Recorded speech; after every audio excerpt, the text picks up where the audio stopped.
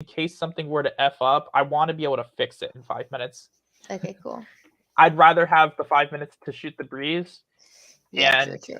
but nothing went to hell when I did this with Philip, but just in case something were to go to hell, I'd like to be able to fix it. Yeah, sounds good. Because I could recreate the studio or change the destination if I need to in less than 5 minutes. True. All right. I'm streaming to my TikTok too by just screen sharing my YouTube. So. Oh, you're streaming it. You're streaming on my that other computer. Oh, on your other computer? You're not on gonna my have, laptop. Yeah, you're not gonna have me on there, obviously. Well, I'm just gonna I'm just gonna screen share my YouTube, but I think they'll be able to hear either way.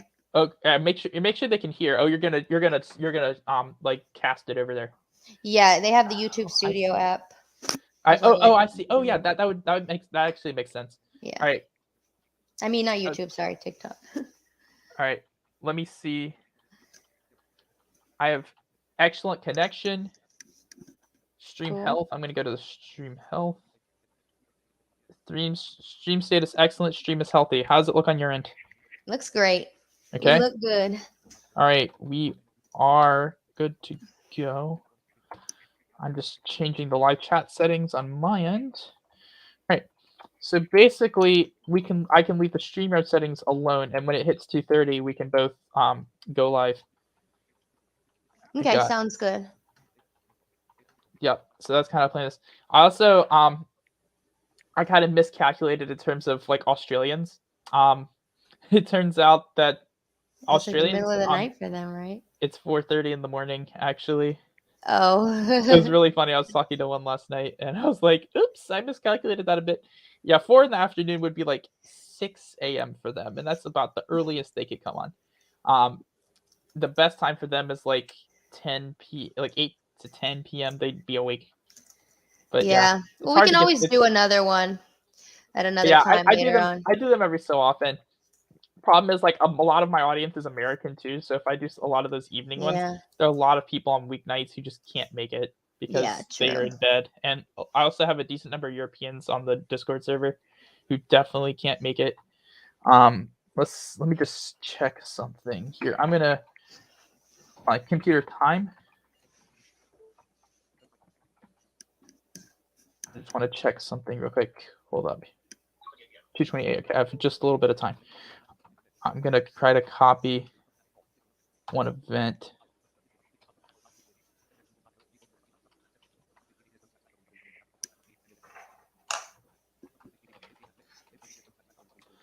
Okay.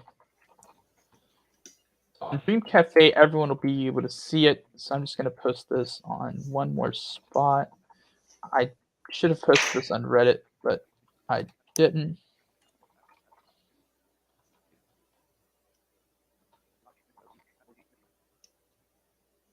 Oh, good. I'm just gonna do.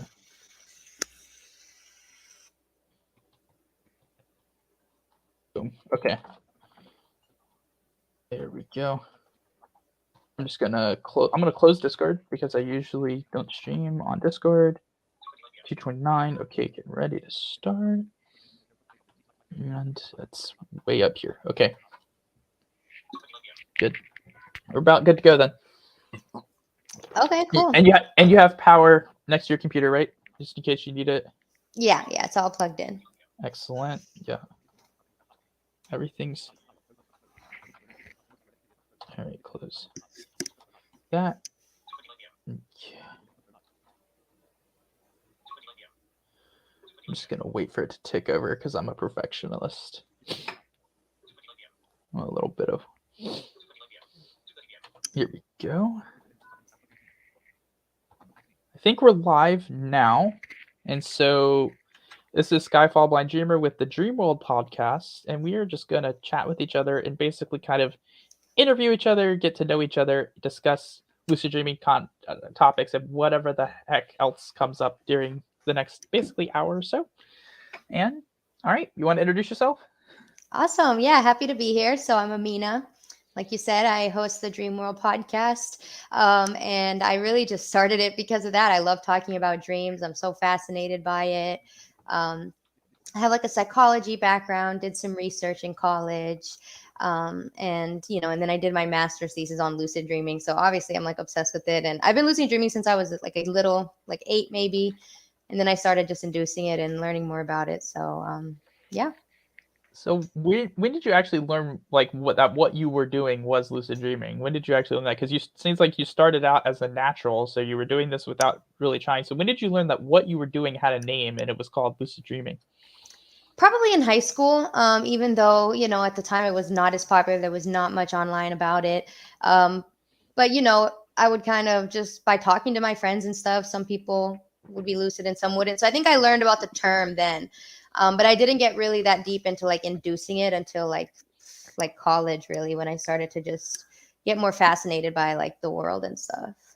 Yeah, for me personally as well, I'd had like a couple of natural ones throughout my life, but not to the same level as like a natural who gets them frequently. And I didn't know, I heard about it randomly online. Like it was really random. I'm just browsing through YouTube as someone will on their phone. And I hear about it, and I didn't really learn, very well, but I was infatuated by it because I'm really good at imagining. I'm good at coming up with a bunch of scenarios, and I've always been able to remember dreams. In fact, I thought it was normal to remember multiple dreams every night, or dreams every night, or every other night. I thought that was normal, but when I learned that most people aren't remembering their dreams, that was an anathema to me. But I learned what lucid dreaming was back in 2020. It was the year of hell for many people, and it was a saving grace for me, and it became a passion for me. Just want to point out, Voidway Explorer said he's watching on both channels, so everyone gets watch time. Thank you very much. Thank you. I'm trying to figure out if my stream is. Oh, hold on. Now I have an echo. Mm-hmm. I'm just saying hello. I don't know if yours is streaming to mine, but wait. You can't hear me on yours. It should be streaming to both. Do I have to? I have to click go live, right? That's kind of, yeah. You kind of do. Did you not do that? Yeah, I did do that, but did you verify that? Can you verify that it's streaming over there? It's streaming. It's just my camera, right? It's not your setup. Hold up. Can you go to your own watch page and see what the audio is like over there on your own watch page real quick? Or can someone on Amina's stream, like, wait, you're on both. Can you mute mine for me, please, and watch hers and see if you're hearing both of us on hers, and report back to me, please? Can you do that for me? And thank you, Cappuccino, for showing up. She is really kind. Her name is Amina. She introduced herself. Thank you, Crystal. I appreciate it. Best of luck to you on your studying.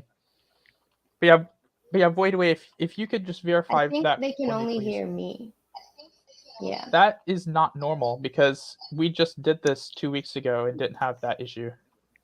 I have no idea why that would be the case. It should be streaming. Damn. This is. I want to get feedback on this first. Yeah. You only hear. Oh crap. Okay. All right. I had to mute my YouTube stream because there was like an echo. Wait, hold on a second. So I'm wondering then. I'm wondering actually. So now I'm actually curious. Okay, because I have it set to stream to both destinations, and it doesn't discriminate. You're part of the stream. Maybe verify, because they're hearing both of us on mine. Yeah. And I can hear myself when I have my YouTube mic on. Hold on, let me. And I have it set on the layout. Hold on a sec. Let me. Should I end my stream and restart it? I don't know if that would fuck it up. I don't. Hold up a second.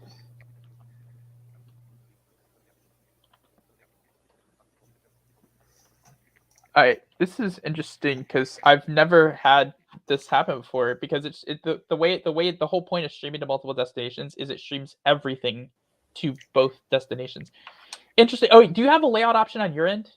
Hold on, check your StreamYard settings. Do you have like a StreamYard panel on your end with buttons, or not? It just says customization, and I have like just some basic YouTube settings. Okay. Let me see something here. I am very curious.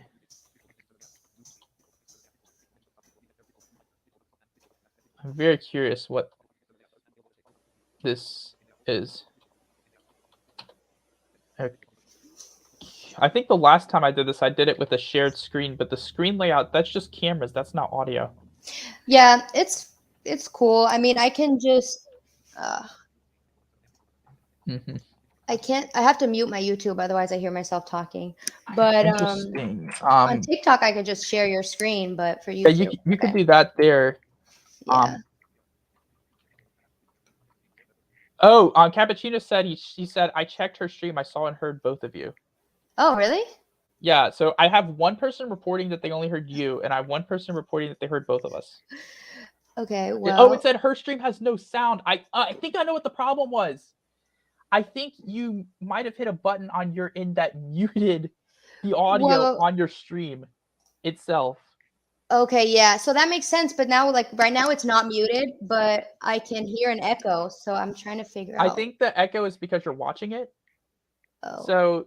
So can I close that tab? You can pause the playback. You don't need to watch your own playback page. Make sure on your stream page. So like on your stream page, make sure it's not muted on your stream page itself. So like you have the StreamYard page and then you have the page with your actual stream up, and you don't want to close that page because that's where the end button is. And you don't want to close that page, but you have the page with the stream up. I always manage these in multiple tabs, by the way, for reference when I do this. I have 2 tabs open at a minimum. Usually it's 2. I don't like to overcomplicate things. I like to keep it simple. And so I usually have 2 tabs open. Right now I'm in my stream tab because I got my StreamYard settings working. And that's where I basically focus now. I'm in my stream tab, but I can't figure out how to close so I don't hear myself. There's a pause button up there at the top. You can just hit that. It pauses the playback. You don't need to hear the playback. Oh, on StreamYard or? No, up on so where it has the page that has the end button up there that has the stream. It should show. It should have it'll have like a little player up there. Okay, let me try something. And okay, I think I fixed it. And you hit stop live playback because you don't want to hear the live playback. But you want to make sure, because I think there is a button that would mute your audio. So yeah. Is that you? What? Do you hear that or no? Is that just me? Oh, it says she has 2 lives on, not including this one. One of them shows both, the other just shows her. This is weird. Let me go to my YouTube. Okay, I'm so sorry about this. Wait, oh my goodness. Did you accidentally make a new stream?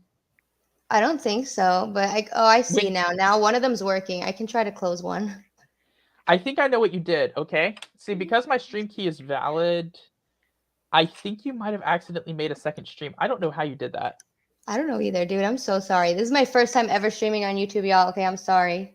Let me see if I can fix it. She's never done it with a stream key before. So, okay, I see what happened. No. The one I created is the one that's not working, and then it created a new one for our shared stream. That's not what how it did. Wait, I think I know what happened, okay? I think I know what happened. I think what happened is when you clicked on it, you clicked on like the stream settings and you thought it was the settings for our stream. I don't know if you clicked on the name of the stream. When you clicked on the streaming stuff, did you originally click on the name of the live stream?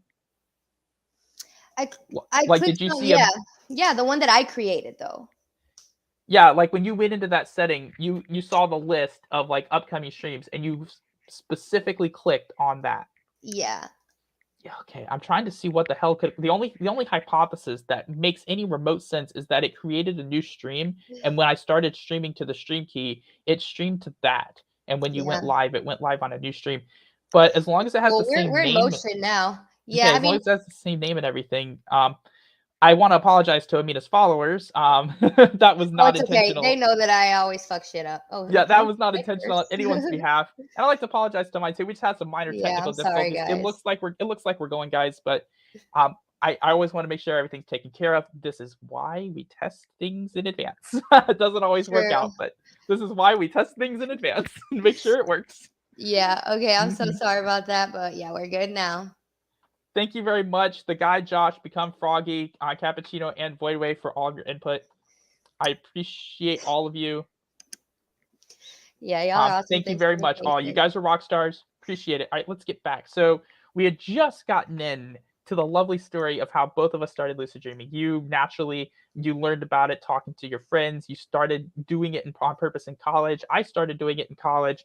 Well, actually, it was like 2020, kind of the middle. My life story is interesting, but I was doing it in 2020, and I developed a passion for it. But you talk about how you actually wrote a thesis on it, and you talk about how you went into the psychology program and what got you to actually do a thesis on lucid dreaming. Yeah, it's kind of funny actually, because so when I was in my undergrad, I was like volunteering at a research lab, and it was mostly about just like children and mothers and like their memory and emotional behaviors and depression and that kind of stuff. So it was really interesting, but I got really like kind of sidetracked doing my own little experiments and just like researching on my own about like memory and dreams, because I kind of started to get into dreams and lucid dreaming, just like exploring for myself.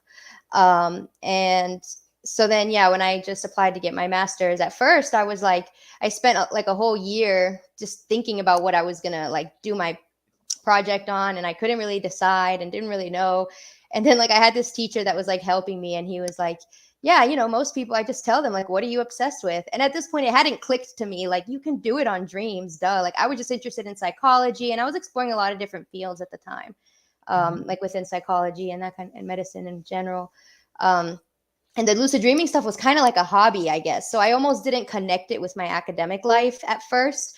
And then I was like, what am I obsessed with? Well, I'm obsessed with lucid dreaming. It's a big new field of research. And then I had like this duh moment of like, duh, like do it on lucid dreaming, like research something or whatever. And I'm also like a creative, and I do like art and design. So I did specifically, my topic was using lucid dreaming for creative inspiration and the creative process.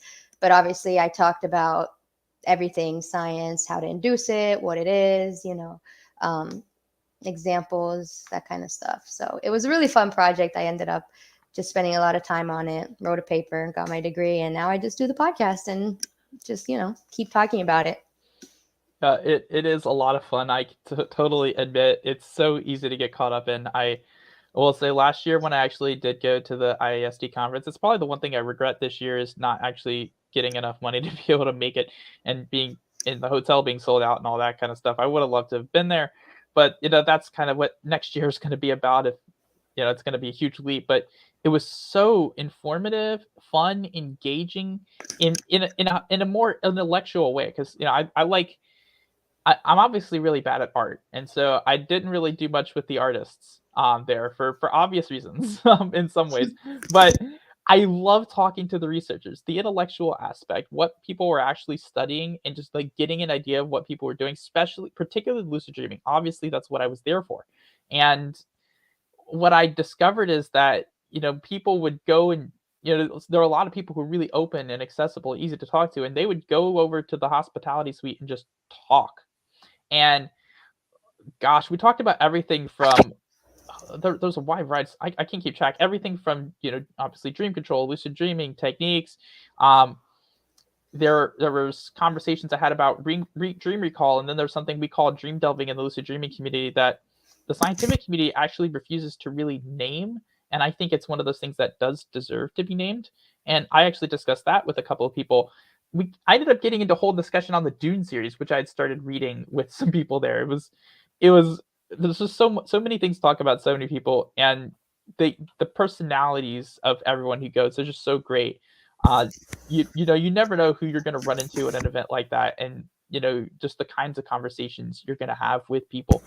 And so, what got you into like making the podcast and just getting active in lucid dreaming? Like, what got you doing that? Yeah, man, the conference was amazing. Like, it was just not the conference, but I was just saying, based on what you said, like, yeah, talking to people and meeting so many people was awesome. Maybe I'll meet you at one of the next ones. But really, it was that, like, community, getting to know other dreamers. Like, I just discovered the conference this year. I loved it. It was amazing. And it was funny because talking to people in between, like you said, that's where like the real value comes, from, is just networking and meeting people. So I really got into it on Clubhouse at first, like Discord channels, and like even like a WhatsApp group. Like I was just researching different dream communities. And I started doing like these voice chat apps, like going live on Clubhouse when that kind of first came out. And there was a big group of lucid dreaming there. So that's kind of where I first started. I met some people on there and then I don't know, I was just like in COVID, like, yeah, when the world went crazy, I was like, I want to start a podcast. And I just did. And then, it just kind of grew from there. And my goal for it was not to just me be talking. I wanted to make it a conversation with like anybody who wanted to come on there. And just dream share, talk about their perspective, and just keep that conversation going. So it's really community.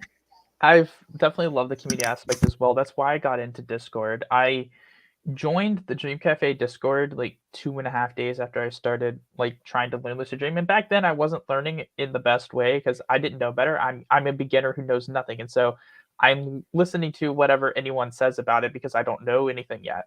Because that's what a beginner does. A beginner looks for information, and when they find something, they read it or they absorb it and they listen to it, and they don't necessarily know the veracity of the information because they don't know anything about the field. That's what all beginners are like, to be honest. And some of them do more research than others, but it, for a beginner, when something is really prevalent and easy to access and find, especially in a understudy field like this, it's really easy to think you know things that you don't, or to learn things in ways that you might have to relearn down the road. And that's how it was for me. But luckily for me, what really helped me start learning in the beginning was I actually decided, this exploring the world of lucid dreaming, because I just heard someone mention it sounds really awesome. I need to get my hands on it.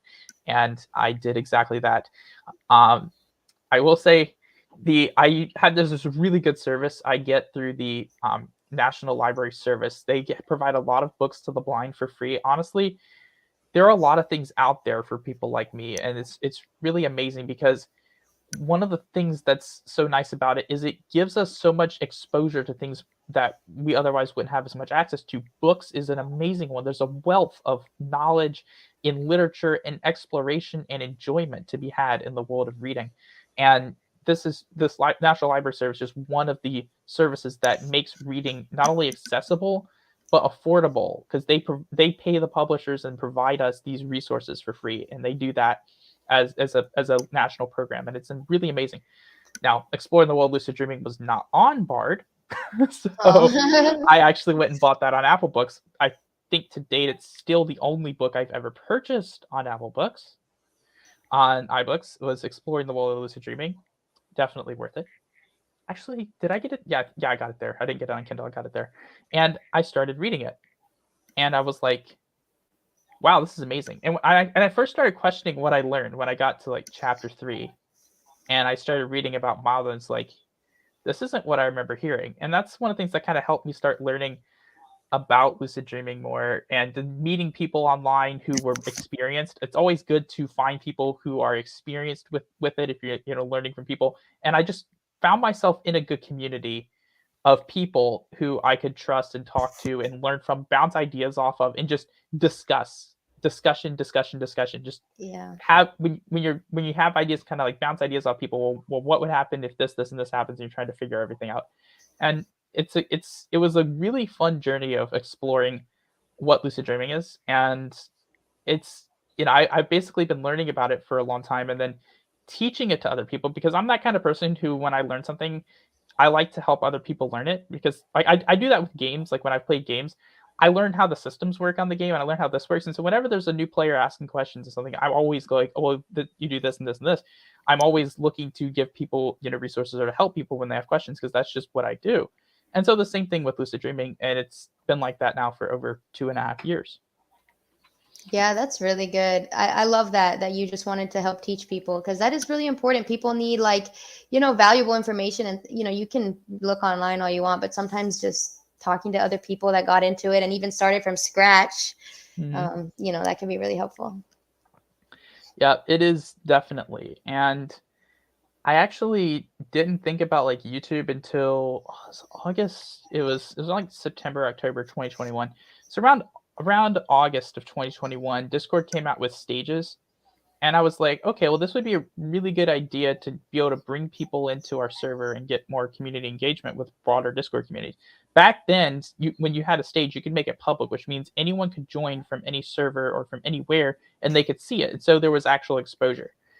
I think the largest one I ever had, this is back when stages were popular, I had one that had like 55 people in it, and I actually needed a really big slow mode throttle on messages, and I had to have other staff members in there to actually moderate it because I made a thread for the discussions, and it was so hectic. Now, my average wasn't nearly that big, but what really stopped me doing that was when Discord said it would no longer be public, and I'm like, well, I don't want to do this just for this one community. I want to have something where I could reach people wherever they happen to be. That's not a restricted space, or that doesn't require them to join one specific community or be active in one space, or where I can't notify them in other ways. And so I decided, well, I can make a YouTube channel, and I can put, I thought I'll put some videos up there, and I have like, to my credit, I have like 3. I got some help editing, but my real passion has been live streaming. I do Q&As mostly. I do a lot of Q&As, and anybody is welcome. And I've done a few of these types of interview things where I would just talk to somebody I know, or somebody I don't know in this case, and just get to learn from them. Yeah, that's great. Yeah, I've been trying to get more into it too, so I appreciate you showing me how it works. Because long form conversation is really what I like. I have to adapt myself to like make videos for like TikTok and stuff and cut out all the details. But getting into the details is what I really love. Cutting out the details is an anathema to me. Okay, people are always asking me to shorten what I write. I'm. You familiar with any other subreddits, but aside from the lucid dreaming one, like, are you familiar with people who make Reddit videos on YouTube? I've seen some of them. Yeah. Are you familiar with r/malicious compliance? Yeah, I know that one. All right. You know how funny those can be sometimes? Yeah. Okay. Well, someone once asked me to describe mild in 2 sentences. And so I made the longest compound complex sentences I could, and it was 116 words. And it was a full sentence. No way. It was exactly 2 sentences, but I can't properly describe a technique in short sentences. I refuse to do that because you end up leaving things out when you try to just cut things down. That's what I don't like about short-term content in general. You're trying to explain too much in too little, and what you want the person to be able to get at the end of the day is a good understanding of how to do a thing, like, and enough to understand it in a sense. And I feel like, there's some things you can shorten and be okay with, but there are other things where you get to a point where you're trying to shorten it so much that what you're doing is you're cutting out key information and key things, and you're omitting things that are important. And I never want to do that. I prefer to be thorough. The average thing I write is decently long. Yeah, same. I agree. Yeah, it's the bane of my existence, but I adapt because sometimes to reach a larger audience, especially people that aren't as into lucid dreaming and obsessed like we are, you just got to cut to the point, and it sucks, but I have to do it for TikTok sometimes. I will cut to the point, but it's a big point that I'm making. Yeah. I mean, it's not a small point. If you ask the question how to lucid dream and you get less than if you get less than like a couple of paragraphs worth of information, you're not answering that question. I mean, because that's such a vague question. Like it's a different answer for like each person. You have to figure it out. It's the vaguest question in the entire field. How do I lucid dream? Where do I start? There are entire books written on the subject, literal books you can go read that are way longer than several paragraphs that don't even completely answer that question. So that's true. So yes, when people ask that, now the lazy answer, now the most common answer, I call it the lazy answer, but is to say like we'll go look at you go look at the starting information. Now, and it depends on where you are. I don't recommend the Reddit starting information too much. There are a couple things in there I don't like. There's things in there that are good. There are other things in there I don't like mild isn't appropriately described in there. There's a link to a wild guide that isn't really that too great. There's some things in there, but so I usually don't recommend that page. But what I do is I'll give people just a roadmap. Okay, well, you need the foundation of dream recall, obviously, and then I'll give people certain techniques and say I recommend researching some techniques. Here are some guides to look at, and then you can start there, and then you'll actually learn some things. Always gotta keep people to deal with the common misconceptions. Let's have a little fun. What do you think is the most common misconception about lucid dreaming? There's a few, I think. The most common one. Maybe that you can get stuck or something bad will happen or that it's hard. I find that a misconception. I am thinking a little bit more basic. And for me and everyone that I talk to, And for all of us, who, when we're out here on on the Discord servers or on Reddit, the most common misconception that people have about lucid dreaming is thinking that it means to control your dreams. Oh, yes, that's a big one because and I talk about that all the time. That's not lucidity. That's dream control. That's the next step. Like lucidity is just aware. There's some lucid dreams I cannot control at all. Yeah, I came up with a funny analogy. It's not the best, but it'll do. I tell people like, if dream control were knowing how to fly an airplane, lucid dreaming would be knowing that you're on an airplane in the first place. Right. Yeah, exactly. That's a good way to put it. But one of them works off awareness, the other works off perception. They one helps you to do the other. Like if you like back to the airplane analogy, if you know how to fly an airplane, obviously knowing you're on one is going to be helpful in informing you when you're able to actually fly one. I mean, if you didn't know you're on a plane, would you actually end up, would you be likely to try to fly one? I mean, so there is that side of it. The awareness does help you with the idea of, oh, well, I can try to do this now. Like it's an opportunity, but the opportunity doesn't translate into the result. And so I really find that the most common misconception about lucid dreaming ever is that it means controlling your dreams, because it's misdefined that way thousands of times. Yeah, and it's like a lot of people don't realize that it really is not just a yes or no type of lucidity kind of thing. Like it's a spectrum of how lucid you can be. Whether you can control your dreams or not, you can be semi-lucid, you can be fully lucid, you can be kind of lucid, like, and anywhere in between. So like it really is just kind of not hard to define, but I actually think it's pretty easy to define. Yeah. And again, as you get to know me, you start to learn that I love analogies a lot. And my analogy for lucid awareness is a dimmer switch. Yeah, that's a good one. Right? That's a really good one. Why do you think the light is on? A dimmer switch. Because the light is on, that would be lucidity, I would imagine. And then there's different like brightnesses of how consciously aware you are. Fully bright, kind of bright, and that's literally what it feels like. Precisely. And that depends on how much you can see.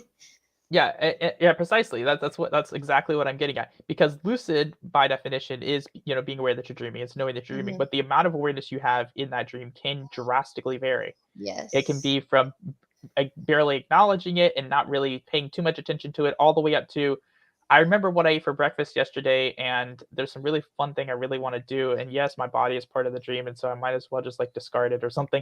I mean, like there's conscious everything in between. Yes. Yeah, that's true. And you can go in and out of lucidity too. I'll start lucid sometimes and then end up not, or vice versa. I did that last night. I was lucid. I had all right. So last night was insane. I think I slept 4 hours last night. I recalled 5 dreams, 4 of them lucid. It was the largest number of lucids in one night that I've gotten in I was about to say quite a while. And in the third of those, I was with my mother as a dream character and was kind of using her to like, help me, stay, not be anxious about waking up, which is one of the things that causes me to wake up the most. And we ended up teleporting to Redacted Airport near where I live. I actually do write redacted in parentheses in my dream journal because 1, I think it looks cool, and 2, I actually write my dream journals for public consumption as a sort of long-term project on the chance that, if anyone ever wants a long-term dream journal. I've been keeping pretty detailed records on my computer format since November of last year, and so I will maintain that for as long as I can. It's not really for recall specifically for me. It's for record keeping, and also there are dreams that will refer to specific locations that are personal, or possibly names of people that are personal. And so instead of just being, sometimes I'll be vague about it, but sometimes I'll just say redacted in there on purpose because I think it looks cool. And and so when I was describing like airports or cities near where I live, I will like redact that preemptively from the actual text of the dream journal. It's relevant to the scenario, but it's not something I wish to be publicly known. And so, we were teleported to the airport, and I had us get on a flight to Milan just because, long haul flights are cool. And also, since I can't afford it, I decided we'd sit in business class because it's my dream, And I think I lost lucidity when I was in the lie flat seat and dealing with like these extra seatbelts that showed up. I was like fiddling with them, and there was one from the seat behind me that shouldn't have been there. And I think I'd lost lucidity by that point. But I was thoroughly enjoying myself by that point already anyway. Yeah, that sounds like a nice vacation. I love traveling. It's like a free I have a lot of travel trip because I love to travel. So I love to travel, so I have a lot of travel related dreaming, and I had 2 of them. I had one where I was in Tucson, like I was going to the conference last year. This was the first of the lucids from last night, and when I walked out of the airport, my dad showed up in his car, and he shouldn't be there. He should be like 2,000 miles away. And then it was like I was in another city that was closer to where I live, and I was like, okay, well that's how I figured out I was dreaming. I was like, I shouldn't be here. I shouldn't be in either of these 2 cities, actually. And so it can be really chaotic. Sometimes you notice the oddest things when it comes to dream sign awareness. And a lot of people say, well, I don't notice any dream signs. I like to point out to people this much. Even if you're nightly lucid, and assuming you are getting assuming nightly lucid, you were getting 1 lucid dream a night. Okay, well, there's still 4 to 5 dreams each night in that case that you're not getting lucid. And so that means 80% of your dreams, you're not recognizing any dream signs. And so you're still succeeding with an 80% plus failure rate. And that's just counting the dreams, not actual individual dream signs. So even if you are failing to recognize dream signs, that doesn't mean you're not actually able to do it. It just means even if you have a high failure rate, you can still succeed and succeed at a pretty high rate as well. Yeah, that's true. I get that a lot too. It's like, how am I supposed to do a reality check in a dream if I don't know it's a dream? And it's really just training your mind and putting in that mental work throughout the day. And it's really like, I've noticed a certain thought process that you just get used to doing, kind of like second nature, where you're automatically like, oh, this is weird. Is that a dream? Like anything weird happens. Like I take my reality checks very seriously. And that's how I get lucid most of the time is by dream triggers and reality checks. I don't do waking reality checks at all. I don't do them in dreams about 98% of the time. The only times I ever do them in dreams are in false awakenings, and only if I'm anxious or any way like I'm really unsure. And the reason for that is they're a confirmation measure. They're not actually what triggers lucidity in the sense. They're what you do when you're kind of questioning. They're generally when you quote unquote get lucid through reality check. Generally, it's a subconscious process. You've noticed something that's causing you to do it. It's not random typically, even if you can't trace the exact moment. Like for me in dreams, for example, there are a lot of times I'll get lucid without consciously noticing something specific. But I've been recognizing dream signs for so long, it's a subconscious process. All right. Exactly. I'll just find myself sitting on a New York City subway train, and then boom, I'll just get lucid. There's so many dream signs around me. Any of them could have triggered it. It wasn't something I consciously did. I just boom, and it's a subconscious process. And that happens a lot with people. Like when you get the idea, oh, maybe I should do a reality check right now. You may not think you really consciously noticed something that made you want to do that, but subconsciously you're likely noticing something, and you're coming up with that association that maybe you should do that. And a lot of that time in that case, if you're thinking that you're dreaming, you are. And that's why state testing, as it's typically called, is a confirmation measure, because you're already questioning. It's not the thing that causes you to question. Yeah, that's true. I honestly relate to that a lot because a lot of times I'll just become lucid, like you said, naturally, because that's like that thought process has become second nature to me. So I do sometimes, like when I'm like unsure, the reality check itself will make me lucid. Like, oh wow, I wasn't expecting that. I just did it to confirm. But I still recommend to people to kind of find their way with it, because that habit, beginning with state checking or reality checking, whatever you call it, that can kind of begin to like establish that thought process to you. And then it becomes second nature. Like I don't need to do reality checks. I usually become lucid and I just know, like you just feel it, what it feels like to be lucid, it's just different. It's really weird. But and it is subconscious for me a lot of the times. Like I don't know exactly what. I'll just be like, oh, this feels like a dream. I just know what I did yesterday. I know that I fell asleep. I had that continuous awareness, so I kind of just have a feeling. I have seen, and I do agree with, a couple of valid points that do come up with state testing. There are 3 terms for reality checks. The original term, state testing, like LaBerge and Lamarca use, and then reality testing, which is used in a lot of papers. Reality check is kind of like the colloquial term. Not really like the clinical term that's really used. Reality testing or state testing are typically the terms that are used the most. Reality checking is that's in the clinical sense, and the reality checking is what's used in like the colloquial sense. It's like the secondhand slang term. I wouldn't know if I call it slang. I call it like a translation maybe, or like someone saw a state test or reality. Someone probably saw reality test, and then like they saw it and like they said reality check, because you see like, oh, maybe that person should do a reality check, like they're way out of line, or they're completely out of whack with like the norm, and like they're doing something completely crazy or really entitled or really wrong, that person needs a reality check. That's like the colloquial reality check, what that typically means in like the typical parlance outside of lucid dreaming. I will say when because I'm really good at ranting too. My grandfather was good at going on real long stories. My father is an expert. I learned it from the best. And so so to the point, one of the things with state tests is it is possible to overdo them. Actually, there's several things. One, it's possible to overdo them. Two, it's possible to trick yourself out of lucidity doing them, because state tests can fail. Most of them, and this is actually another valid thing, most of them work purely on dream control. And so you might, be questioning something, but you might think, oh, well, what if I am awake? And then you get a state test result that shows you're awake right in the middle of a dream.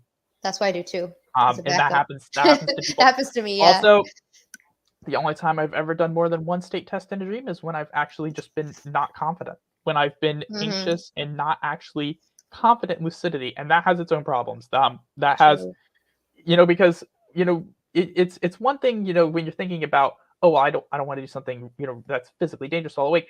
But on the other hand, noticing that you're in a building that doesn't exist in the real world is a pretty good indicator that you're not actually awake, in my view. Yeah, you don't really need to hold your nose and breathe when you notice you're in a building that doesn't exist. And I kind of see, because you can trick yourself out of it, but I would say the other thing I just wanted to say is, in terms of habits, there are good habits and bad habits.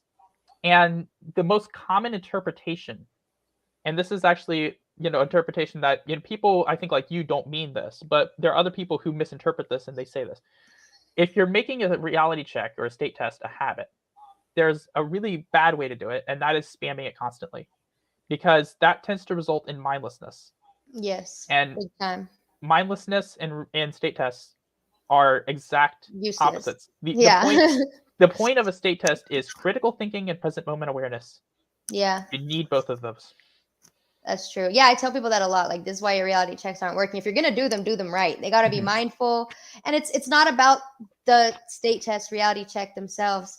I like the word reality check. I don't know why. It's funny how language can really adapt. Like, it can. It can. But it's not about the test itself. It's about the thought process behind it, like you said, and it does become second nature. But for beginners, you want to just really just be obvious with it, and do two as a backup just in case.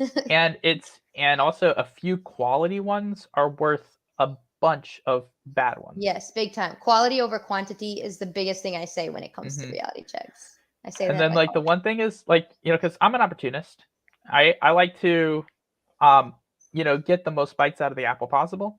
And there are actually scientific studies that have looked at just state testing by itself as a technique, and then compared it to things like, say, mild and wake back to bed and SSLD with wake back to bed. I don't know if you've seen this, but I'm specifically citing here, there was like an international dream study in like 2020 and 2021 that cited a few different studies. And they also cited one where they had people do mild wake back to bed, SSLD wake back to bed. They tried to get people to do a combination of mild and SSLD with wake back to bed. Is that the Dr. Aspie study? I don't remember the name. And then they also tried to get people to do reality testing plus mild and wake back to bed, and reality testing plus SSLD and wake back to bed. And there was no difference in the groups that did reality testing versus the groups that didn't do reality testing. And the mild and wake back to bed, SSLD wake back to bed groups, for example. And so what they showed is, especially over the short term, that reality testing tends to be not as effective as other techniques like mild and SSLD, especially when those are done with wake back to beds, because those are when they're most effective. And that's what that study kind of showed. And so I definitely don't recommend just doing them by themselves. Like, they're useful as a beginner. They're useful for critical thinking, but like, definitely, best paired with other practices. I use the specific terminology, part of a broader induction strategy. That's like the specific term. It kind of works on the underlying skills you need for lucidity, kind of like the perspective memory thing, but that alone it won't necessarily be more likely to get you lucid alone. So I definitely, you have to build your own practice. You have to experiment, try techniques, actually give it patience. Like, that's a big thing, is people don't have patience. The patience. We live in a world of Gen Z instant gratification. Yep. Shout out to all you Gen Zers here. Those of you who are strong enough to overcome the instant gratification, I salute all of you. Yeah, because I know it's frustrating. Like, I mean, I've always lucid dreamed, so I've never been there, but I help a lot of people who do get frustrated, and you got to stay motivated, and you can do it. Like everybody totally can learn. Mm-hmm. It goes back to when we were talking about like misconceptions earlier. One of the other common misconceptions about lucid dreaming is that lucid dreaming techniques are a recipe for success versus things that you learn and develop over time. People treat it as, oh, agreed. I do this tonight and I get a lucid dream. You're following a recipe. Exactly. You're following a set of steps. I compare it to go to the gym. Going to the gym. Yeah. You can't work out once and lift some weights and expect to have muscles. You gotta go every day for at least 6 months. Yeah. I compare it to like sports. I compare it to other skills. Because any skill, mental or physical, that you learn, how do you develop it? You develop it through consistent practice. And I treat each technique like a separate skill. And so I think I made a comment. I've made the comment before, but it's like, oh, you're trying to become, a starter on the football team, but you're also playing basketball, hockey, rugby, tennis, you're playing 6 other sports every other day of the week, and you're not practicing football more than one day a week, and you're throwing all this other stuff in with it. You're not really getting better at this. And so you're not really going to be sure what your potential is because you're not putting in the effort with each method to actually get better at it. It's one thing if you want to find out, like, okay, which one do you feel more comfortable with doing? But once you decide on something to do, you do it consistently before you switch techniques. I was talking to somebody who said, like, there's someone on YouTube, for example, ELD uploaded yesterday, and I was going through comments, and he uploaded his best tutorial ever actually yesterday. I like Shout out to that. And I was going through comments and talking to people, and there's one guy said, I've never gotten lucid with techniques. And then it comes out, I was asking him like what he's done. He's like, well, I practiced something like, a couple of times and, didn't get results. And then I basically replied to that and was like, that's like trying to play on the varsity football team by watching one football game. Right. Yeah. People just like don't get that it's not like, oh, I can do this tonight. Like maybe you can, but don't expect that. No expectations. You can also go down to your local Walgreens, buy a lottery ticket, and win the Mega Millions jackpot and get $500 million. Right. You could also do that. Exactly. Good analogy. There is a chance. There is a chance you would be one lucky devil if you even actually for won. Me as a natural lucid dreamer, like when I started trying to induce it, it wasn't just like easy one night thing. I had to practice, and in order to increase my frequency of lucid dreams, it took me a while, like a really long time. So and the more I'm into it, the more I have lucid dreams. If I just were to stop doing the podcast and stop streaming or researching or caring about it, I would stop having lucid dreams as often. So exactly, I can vouch the same way. It took me 10 months of consistent practice until I actually got night lucid. I was getting around 7 a week, but it was like inconsistent. I was getting like a couple of short ones here, a couple of short ones there, and a couple of short ones there with like days in between. But when I actually started getting like consistent nightly lucid and getting that was 10 months of consistent practice just to get there for the first time. And I've had it fluctuate. When I'm more stressed out, it goes down a bit. When I'm busy, or not getting as good sleep, there are a lot of things that can affect that. But it's a lot of consistent practice and effort. And it still takes practice to maintain it, and it's because it's a skill set. It's something that's sort of developed over time, and also there are some really effective techniques, but like some things are going to work better for other people than other techniques. So it's never really good to judge your success by someone else. I got my first lucid dream in 14 days. It could take you 14 days. It could take you 4 days. It could take you 1 day. It could take you 4 months. Everyone's different. There's so many factors. So what's important is the consistency and the internal driven, the internal motivation too. Like, that's where the community comes into, because you stay inspired, you don't give up. That helped me too. There's a quote from Winston Churchill. I've quoted it before on Reddit. I've quoted it before on Discord, but I've also heard it said, and I like to go the voice and go, never give in. Never. Yes, so applicable though. That's funny. It is funny, but it's applicable. It makes sense. When you're learning something, perseverance, that's what that means. It means even in the face of adversity. And think about when Churchill said that. He said that in response to, there was World War II, but also like the Soviet Union, and Churchill had to lead Great Britain through its darkest hour. I mean, that's the whole, like, the movie, The Darkest Hour. You have your ally across the ocean. You have the whole continent controlled by the Axis. You're facing imminent conquering of your own country, and you're at the darkest point in your history, and you don't give in. You persevere through the hardest times. 1940 for Great Britain was the roughest time for that country, and they persevered. And so, Churchill's lesson is one of perseverance. It's one of strength in the face of adversity. That is what that teaches. Yeah, I like that. For sure. Mm-hmm. And I think that's something that anyone can learn. Just because you haven't succeeded with something yet doesn't mean you're incapable of doing it.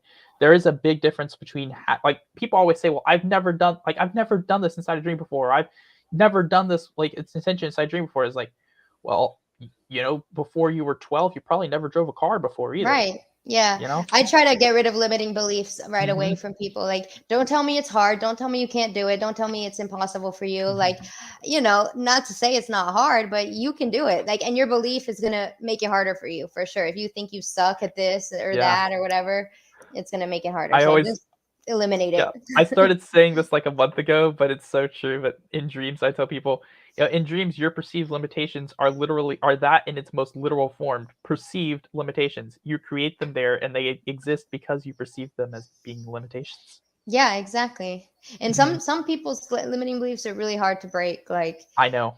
It's so hard. It's very frustrating, but that's what we signed up for. It took me 6 months to break the association of getting lucid with dreams ending.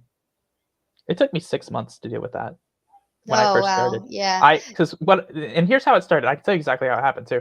So just like most people, I started by getting lucid near to the end of dreams. Actually, in my first lucid dream was right at the end. My second one, it ended in a false awakening, but I kind of counted the lucid part ending as the end of the dream itself. And so when I started measuring my lucid dreams, I was underselling how long I was actually dreaming and not counting the whole dream time, just the lucid time. And so I ended up associating getting lucid with having really short dreams and waking up quickly. And then I also got to a point where I realized that I was getting like anxious over waking up quickly. And that took me 6 months to deal with. It was around April to May of 2021. Now, for context, I started in October of 2020. And it was around April of 2021 when I started finally breaking this. And some of the best advice I kind of got was really, because some of those things can be hard to break. But one of the best things was basically, why is it so important? Why is it such a big deal? Why is it important to worry about waking up? Like what? There are ways you can work around that. And so one of the things I was kind of taught to do was not really care about waking up and like act in the dream. Now, instead of rushing around being really frantic, just don't do anything at all. And like I was even told, like lay down like you're going to sleep, just don't do anything. And then also there's DEILD, because you have the option where you can try to re-enter that dream when you wake up. So there are tools you can use. And so if waking up all of a sudden isn't as important in that context, it's not something to worry about. And it's not something to worry about, you're not really thinking about it much, and you're not really thinking about it, you're not really associating with it, and that problem tends to go away. And it has for the most part. I will say my lucids are still on the short end for a lot of people, like 5 to 10 minutes, but I'll take 5 minutes over 30 seconds any day. That's true. That's an increase. That's an increase of 500%. No, that's an increase of 1,000% actually. Oh wow. Yeah, that's some good math right there. That happens to me still sometimes. Yeah. 5,000. Yeah, it happens to me sometimes. If the more I focus on, like, once I start to stress out in the dream, like, and that's a limiting belief too, is if I think I'm stressed, then I start to worry about waking up. And if I think about my body or worry about what my body's doing, I just have to cut that off and say, forget my body. I'm fine. Let me focus on the dream, focus on my dream body, do some grounding or whatever. But it still gets to me sometimes if I feel like I'm running out of time, but staying calm is really just helpful. And that's why I really have a problem with some of the common misconceptions out there, because what you have in this situations are what I like to call self-fulfilling prophecies. You're dealing with your own perception, as LaBerge says, dreaming is perception unconstrained by sensory input, and you're dealing with how you perceive the world around you, and you've been told by other people that if you do this certain thing, you're going to wake up, or if you don't do this thing, you're going to wake up. That is really harmful. Not a fan of that at all. Oh, that makes it so much worse. But I always try to eliminate it's really hard to break those things if you started getting into that. And if you believe it really hard, because you think these people are experts, and you're like, oh, I can't do this in a dream, I can't do that. All that is bullshit. Do whatever you want and explore. I made like a Snow White joke about the whole mirror thing. I go, mirror, mirror on the wall, show me old and gray and bald. Not that I'd look any different, but at least to me anyway.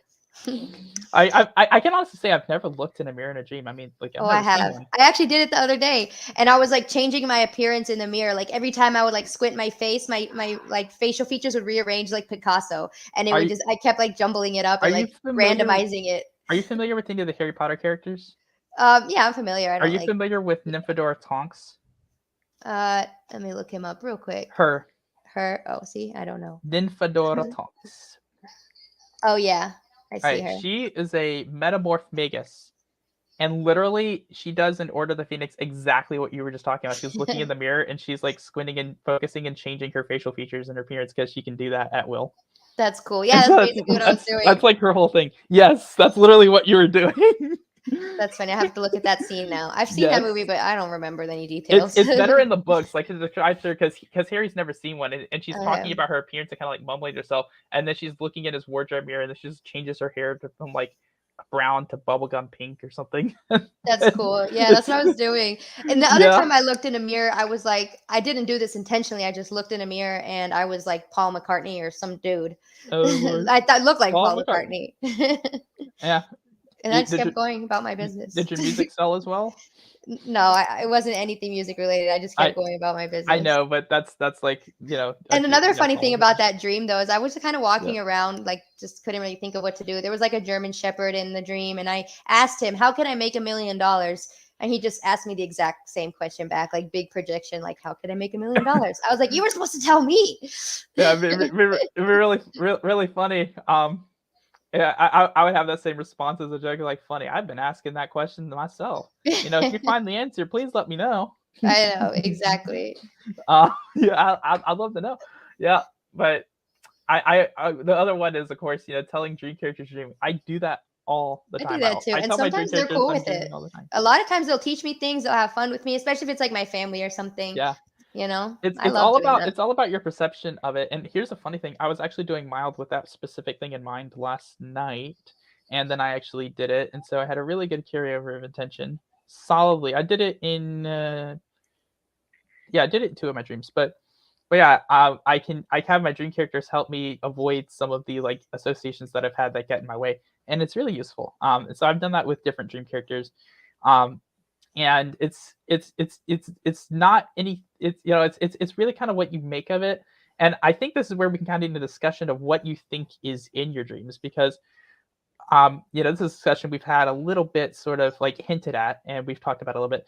But you know, in my mindset, I kind of see the dream characters as part of me, in the sense that, you know, when I perceive my dad in the car, he doesn't act like himself. He acts like how I would perceive him by my own biases, not by how he actually behaves in real life. He acts like my own biases of how I might think he would act in a certain situation.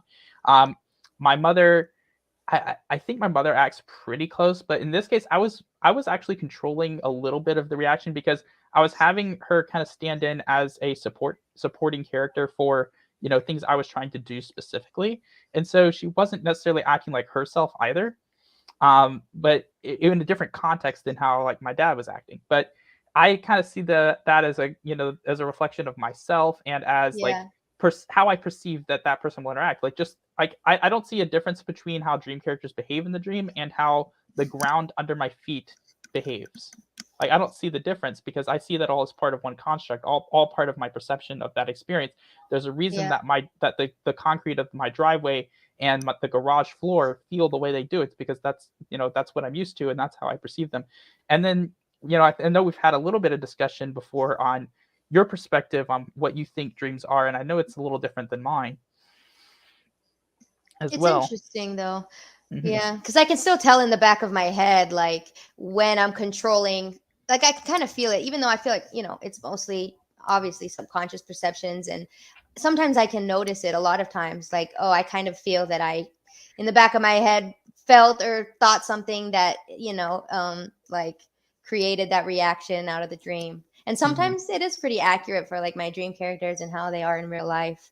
I would say it just depends on the dream. It really depends on the person and depends on the context. Yeah, the context is kind of important, because I've had them behave in certain ways. Like the reason why I've had my dad behave in certain ways is because you know, I've had the idea of, well, there's certain, I've had the idea, like, I didn't tell anyone in my family about lucid dreaming because I didn't think they'd react to it really well. Or I didn't think they would understand it because it's something they've never heard of. Like in 54, I didn't know what it was either, and so I wanted to make sure I understood it before I told anyone. And I kind of had this perception, an inaccurate one, that it'd react like that. If I told my dad or my mom about it, that they react a certain way. And so when my dad sometimes in my dreams reflects how my own personal bias of how I think he would react, not how he actually would react in real life. And it's a completely different thing, and I can recognize the difference. And so that kind of affects how I perceive him in dreams sometimes. But other people, like my best friend, kind of react how he reacts. My mother's pretty much acted like how she reacts. My cat acts like how she would react. Seeing as she's dead, may she rest in peace. Lucid dreams are the only place I've been able to see her in, and she's awesome. It's always good to have a nice dream reminder of my cat. Those are always nice dreams when I'm able to pet my cat that I haven't pet in 2 years. But dream characters, a lot of them are not named. A lot of just random people I just run into somewhere in some random location, and they aren't typically named, or if they are, the name is just one of those little details that gets missed. But it's usually like the context is usually, say, like a waiter at a restaurant that you don't know the name of, or they don't tell you their name, kind of deal. Like you're out to eat somewhere, like that kind of a context. You're in a crowd of people, or you're in with a group of people, and these aren't specific people that you know. Like, for example, the captain of the cruise ship that I was on, I had a Celebrity Apex dream. By the way, I'm going on the Celebrity Apex in December. That's why I've been dreaming about it so much. Oh, nice. They actually talk about, in some studies, they talked about, dreaming of future events in terms of the context of dreaming about things that you are planning to do later, and like how far out those events are. I'd say for me, when something I'm really looking forward to, I'll dream about it a lot, months in advance, a long time in advance. I think I dreamed about the Dream Conference many times, months in advance before I actually went. Do you ever have stress dreams where you feel like you missed something important? Like that happens to me a lot. I think I had a couple of stress dreams, and then I also had like a couple of just fun dreams of like I was meeting Dr. LaVerge, and I was meeting other people, and I was just out there hanging out with people and talking to people. Or I was on planes flying there. Or I was, like in this case, all the cruise ship dreams, I'm on the ship and I'm just chilling in the cabin, or I'm in a restaurant. Now, one of them I caused to get invaded by a group of mercenaries, but that's why I ran to the bridge and stole an all-access key card and then went and hid on the balcony somewhere. But yeah.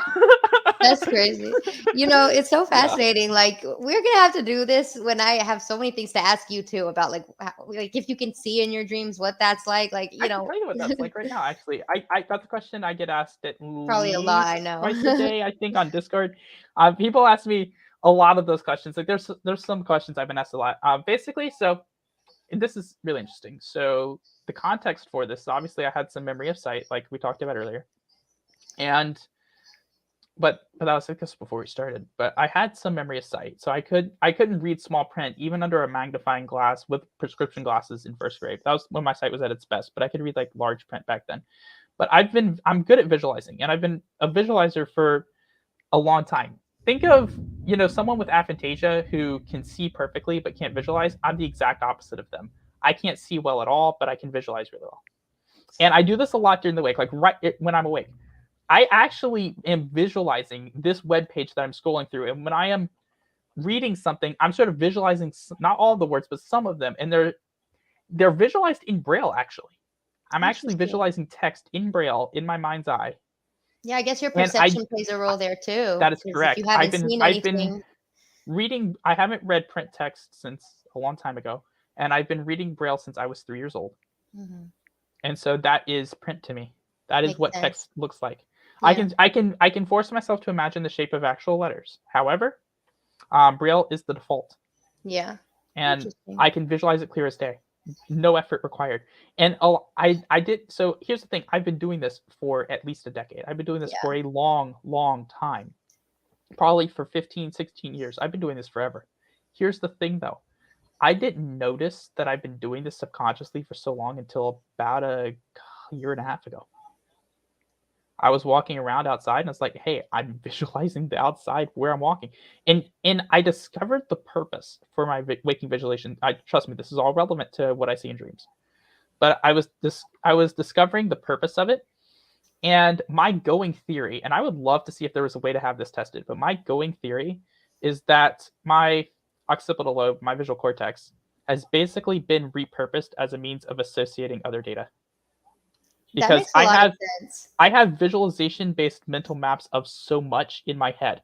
I can visualize, like, again, I visualize specific parts of text of a message, and it associates with what the person says. It associates with that message. I could pull that up and go, that's what this person said, or this is the context. I can visualize a location and people I was with, and I can call up through auditories. I can call up by themselves. Tactiles, I visualize, and then I call up the tactile sensation of the thing I'm visualizing while I visualize. For example, I'm visualizing right now sitting on an Airbus A321 seat 19C on American Airlines Flight 584, which is what I took to Tucson. And if I'm visualizing the tray table in front of me, I can visualize the texture of what it felt like. And I can visualize the placement of the USB ports, which on the left side of the airplane are up above the actual tray table and on the left side. And I can visualize the placement of that with a little like screw underneath it that could come out probably. And I can visualize that and what it tactily feels like by visualizing the points on it. And then I can also associate the context. Okay, so I'm in an Airbus A321. The bathroom's in row 23. It's 5 rows behind me. The closest exit's in row 24. It's 6 rows behind me on the left side. Like I have all these details in my mind that are associated with this visualization. Also, there's the time and date. Okay, it's Saturday, July 16th, 2022. It's about like 2:50 in the afternoon, leaving Dallas Fort Worth. Or this was like 1:50 in the afternoon, I think. You know, I'm going to Tucson. The flight was delayed about 30 minutes, which I was happy for because I wanted extra time to connect. And so I have all these details of that, and then people I'm sitting next to, where they came from. See, I can call all this up by visualizing where I sat on the airplane. Yeah, that makes sense. I mean, it's just fascinating to me how we all have so many different ways to perceive data, and our brains work in different ways to just make an image or feelings for that. So that's really cool, and now it's starting to make more sense. Yeah. So to bring it into dreams, I just visualize the same way in dreams like I do with the wake when I'm awake. Sometimes I can see a little bit better in dreams. I usually don't pay attention to it too much, but sometimes like I can look and see like say a light coming off a person and that light and like that thing moving in a way that I wouldn't actually be able to see that in that same way while awake, or like the shade or outline of like a smartboard at the front of the room that I wouldn't actually be able to see. I can just tell where light's coming from. I can't tell anything else. And it wasn't like a bright light in dreams, or like I can see like vague outlines and shapes, just like when I visualize. I can visualize vague outlines and shapes. I can't actually see them, but in dreams it's the same quality. But it's not something I really notice because it's the exact same as my waking visualizations. The only times it's any more clear than waking visualization if it's based on specific memory. For example, if I'm imagining like when I used to play Harry Potter in the Order of the Phoenix, for example, or on that, or some of those games when I could see a little bit of more, I could never see colors too well, but I could see different outlines and different shapes and different things, and I could visualize those. But that's based on very specific memories of things that I did see at one point when I was younger. And so that's basically how it works in my dreams. Interesting. It's mostly auditory and tactile. I would have guessed that, honestly. That's really cool. That's fascinating, yeah. So it's a very long answer. I don't usually give that full length answer, but it's an intriguing one because that's my going theory for how my brain works. I have no way of confirming this, but it's logical based on the fact that when I visualize something, it's always associated with some other form of information, and it seems to be a way for me to associate with dates, events, people, places, things I did, and mental maps, which I have. And I don't really mean to brag in a sense, but I have a really high-level mental mapping capability. I map out any building I go in. I learn my way around it very quickly. The more enclosed and narrow the space, the easier it is to learn. The easier I pick it up. Yeah, it makes sense that your other senses have to, help you out in terms of that. And I do that everywhere I go. And even if I haven't been somewhere for a while, a good example of this is the National Federation of the Blind headquarters in Baltimore, Maryland. I visited the NFB headquarters for the first time when I was in 6th grade in September of 2008 for one weekend with my father. We flew up on a Thursday. I took me out of class early. It was a special thing. I forget the whole purpose of that one, but it was a short weekend. We flew out to Baltimore together. He was doing a parents thing. I was doing a students thing. We were in different rooms. And we stayed there. All of it was on the 4th floor, on the top floor of the Jernigan Institute building. And we kind of had a couple things that we did as a group. And it was fun. Then the next time I went up there, 3 years later, it was the summer of 2011. It was right before I went into 9th grade. and I hadn't been there in 3 years. And I was only there for 3 days, and I never got to roam the facility on my own, except for like I think 30 minutes on the last day when I kind of snuck out in the morning because I'm a sneaky little bastard. But what can I say? Okay, so here I am.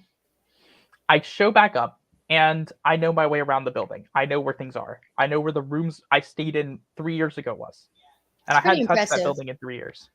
That's definitely brag worthy, because I can see and I can't even do that. Yeah, that's cool. So that's just how I map things. That's how I win my way around. Sense. Yeah, you have to.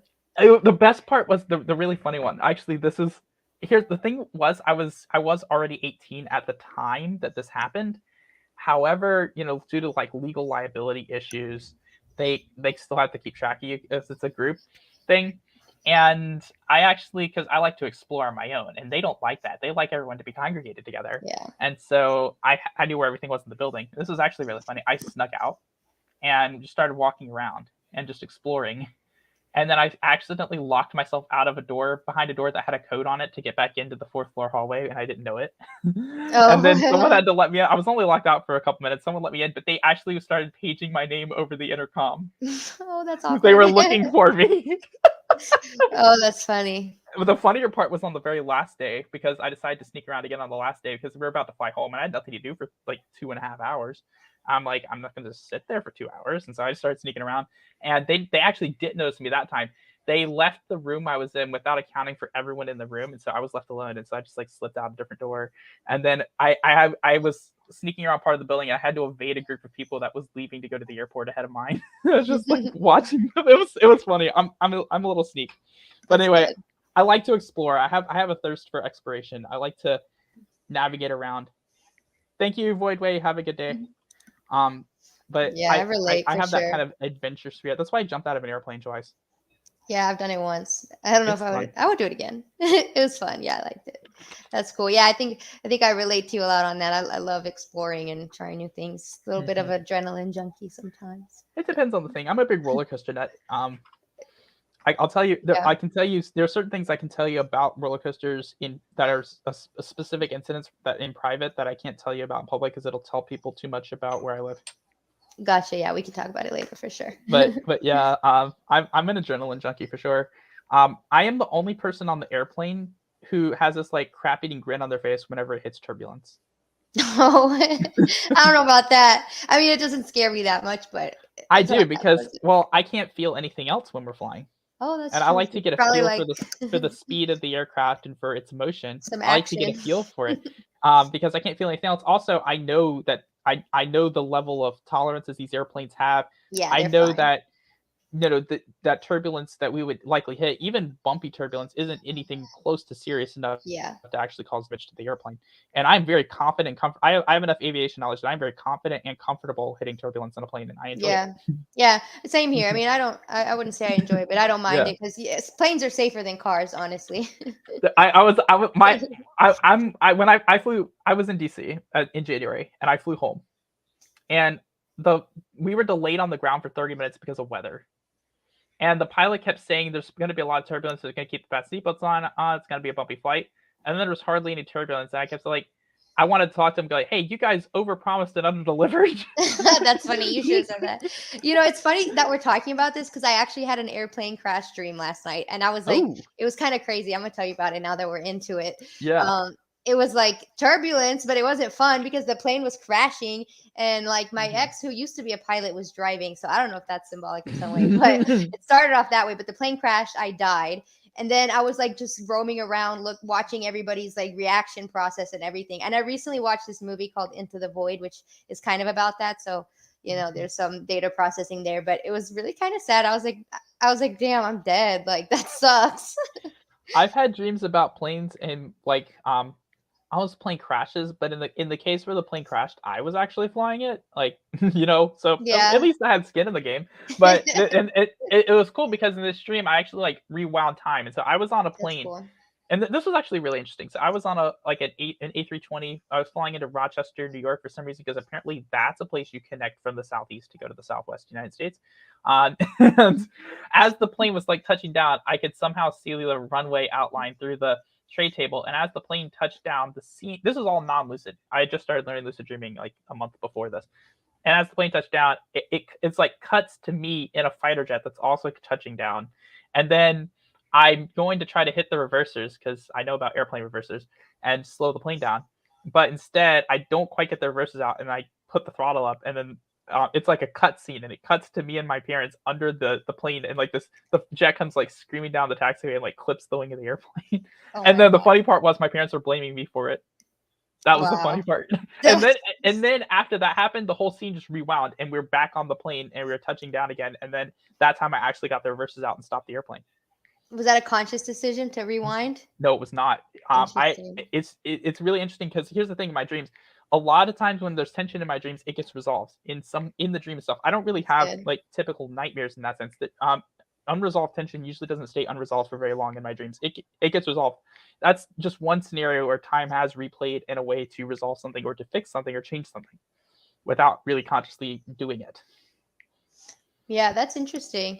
That's cool. It's kind of like, again, one of those subconscious thought processes of like, oh, I don't like that. Let me fix it. That happens to me. And sometimes it's intentional though. I'm like, I don't like that. Too. It's so casual. Yeah. There's nothing like deliberate or delayed or deliberated about it. It's just like, oh, okay, we'll just rewind. Redo. Yeah, exactly. Yeah. It's crazy. It's almost like that's normal. So interesting how we can do that. Like human consciousness just blows my mind every day. It's nice. How is that even possible? It is amazing. Of course, the most powerful organic computer that we have at the moment. Mm-hmm. But there's so much we're still learning, and I think the more that we learn, the more questions we're gonna have, because that's how science works. The more you learn about something, the more questions about it you open up, the more you want to dive in and learn. And there's so many concepts out there.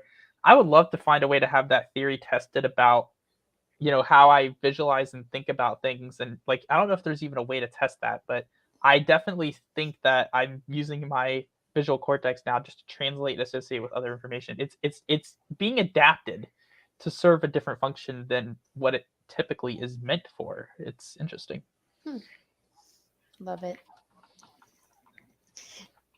So do you have any questions for me about my lucid dreaming experience? Yeah, I do. I could ask questions. Like, okay, so let me think.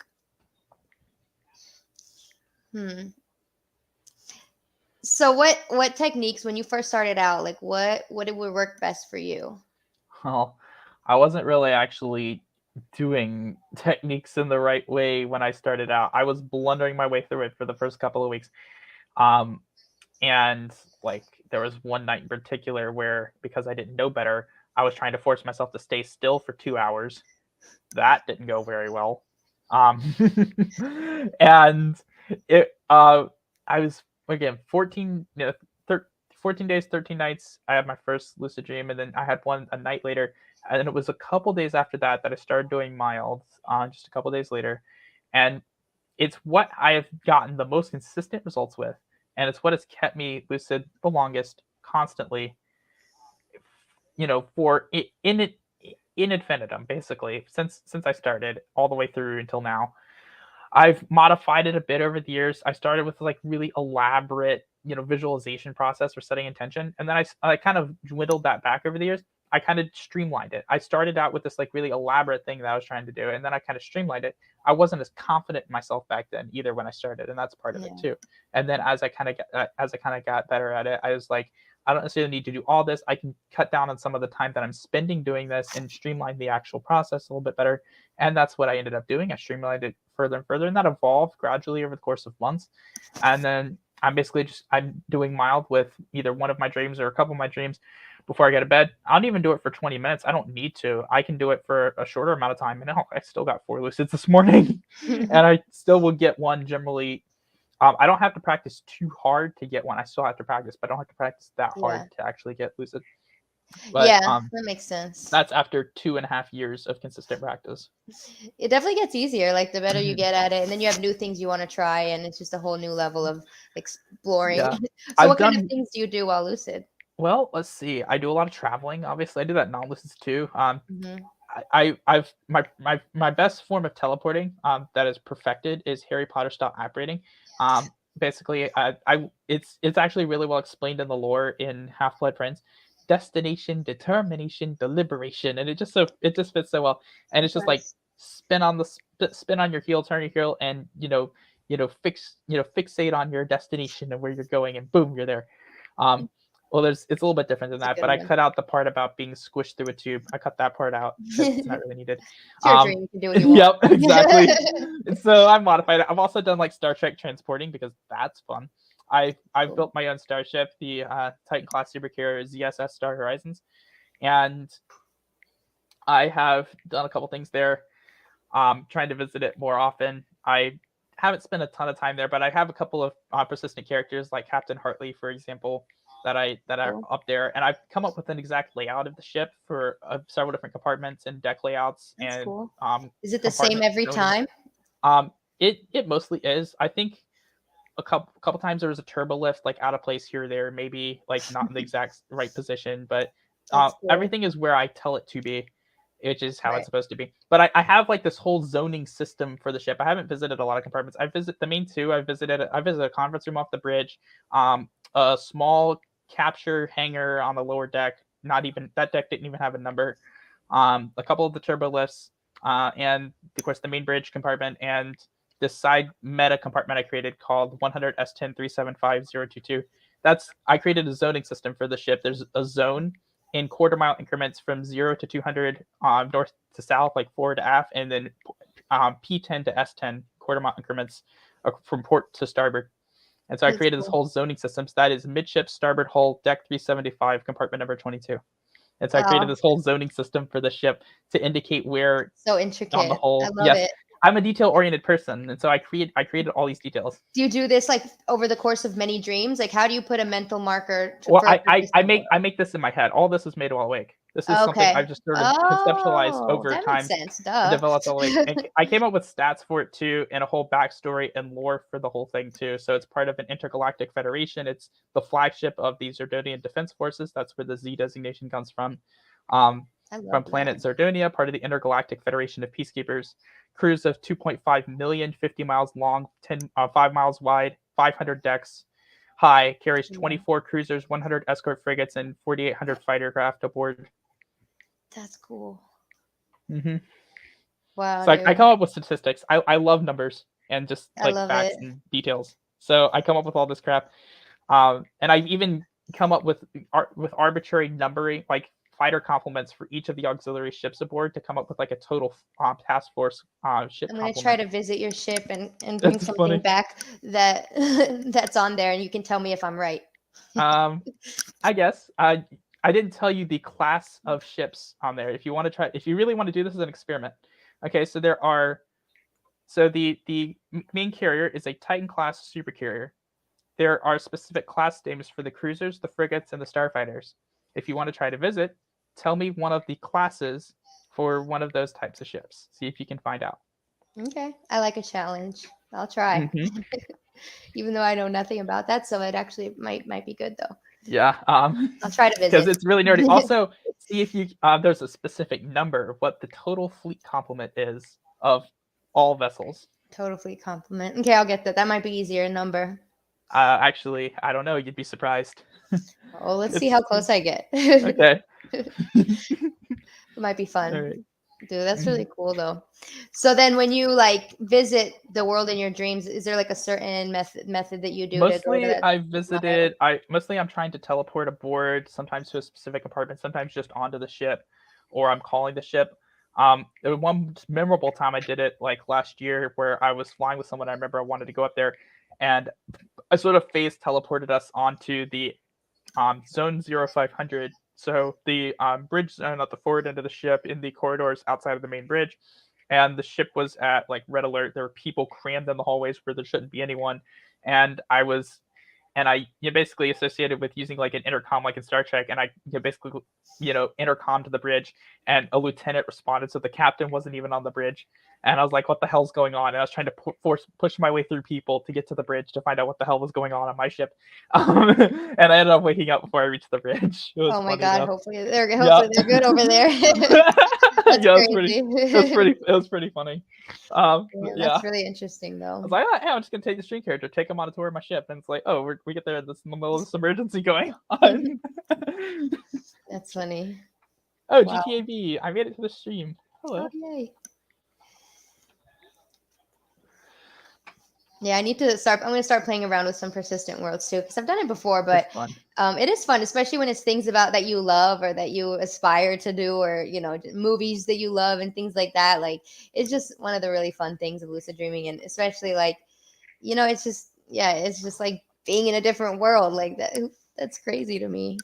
It's a lot of fun, honestly. I really enjoy it.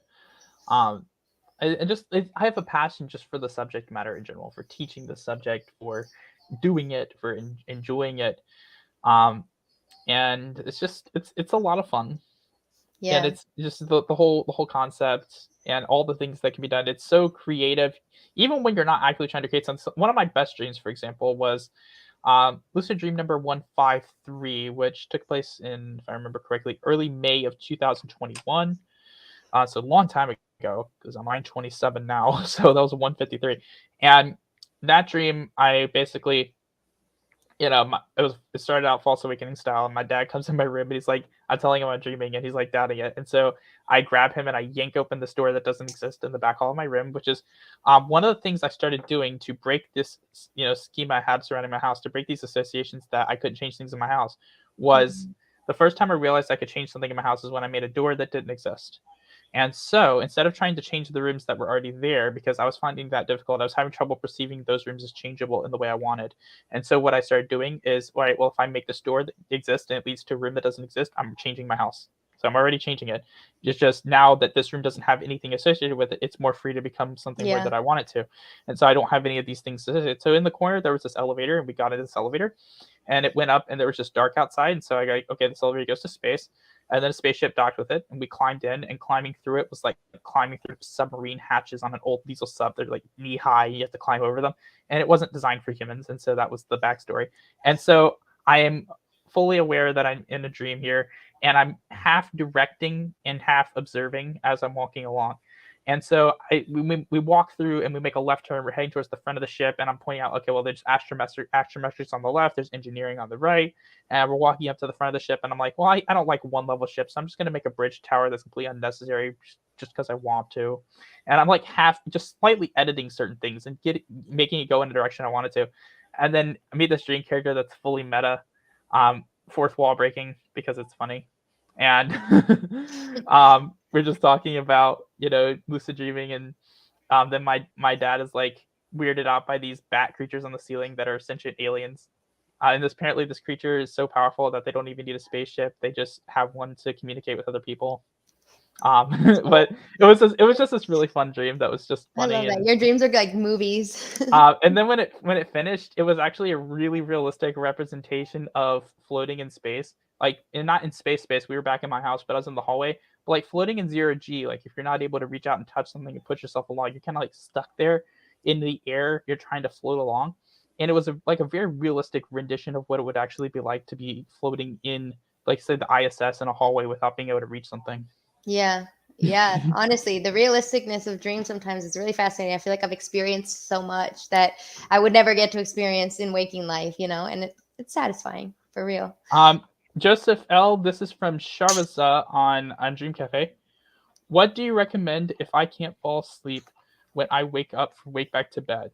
This is from Shirza. Well, first thing I would ask you is, one, how long into your sleep are you waking up with wake back to bed? Two, how long are you staying awake? And three, what technique are you trying to do? And four, how long are you taking before you fall back asleep? I would need context before I can actually answer that, because it could be you're staying up for 30 minutes and maybe that's too long and you shouldn't stay up very long at all because you're a light sleeper like me. Maybe you're not staying up at all and maybe this is just a fluke and maybe there's just something going on and it'll pass. Maybe you're trying to do wild and you're just too aware and so you're laying awake for 40 minutes. Maybe you're maybe you're doing it like 7 hours into your sleep and you're just not tired enough to actually be able to go back to sleep. There's a lot of context that you really need to be able to answer that. True. Yeah. Yeah. All those questions would be able to give a better answer to. And sometimes I tell people, like, just if you have to, like, do some stretching or something in the other room. Like, get out of the room. Don't just like stay in the bed, not being able to go back to sleep. Sometimes, journal or read something about lucid dreaming, preferably not on your phone though. And unless you're blind. Well, yeah, Blue but in the light be case, danged. right, yeah, but depending, that's what I'm saying. Everybody's different. It would just depend on so many factors. And I love wake back to bed, but it's not for everybody. And the other thing is too is, like you said, what time? Because I prefer to do it later in the morning hours, like 7 a.m. That's when I have the most lucid dreams. Yeah. It also depends on like when you fell asleep and how far into your sleep. So many factors. How long you stay awake is very much a subjective thing as well. Because are you doing, there's the Labergian classical sleep interruption. And I specifically use the term classical sleep interruption when I describe what Laberge recommends when he talks about like the 60, 90-minute plus wake back to bed, or getting up for an hour and a half or 2 hours or more.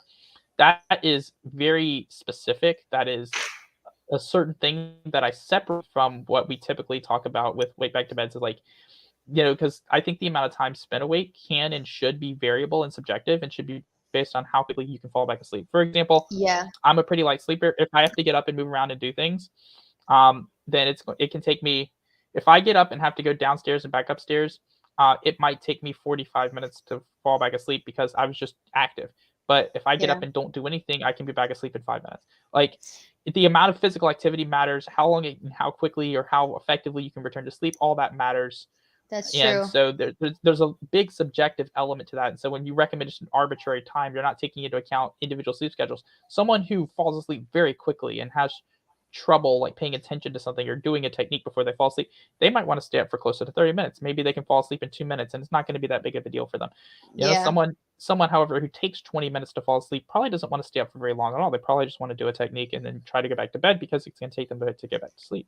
That's true. And for me, I'm a light sleeper, but I fall asleep quickly, which is a funny combination because I could sleep anywhere. I woke up at 6 a.m. I worked out and everything. And for like an hour, I came back, still went to sleep and had like lucid dreams, false awakenings. So I stay sleepy all day. I could lay down right now and take a nap. And I love that though, because it makes it obviously easy. But sometimes when doing techniques, I have to sit up a little bit. And I can't let myself lay down or I'll just knock right out. I have to kind of be uncomfortable at first. That's one thing I talk about with like mild, for example. There's a lot of people who are trying to do it laying down and they're getting really distracted. And I was like, one of the things I'll tell people is like, do it sitting up, pay attention to it, do it sitting up, then lay down and go back to sleep. Also, hello, Supernova.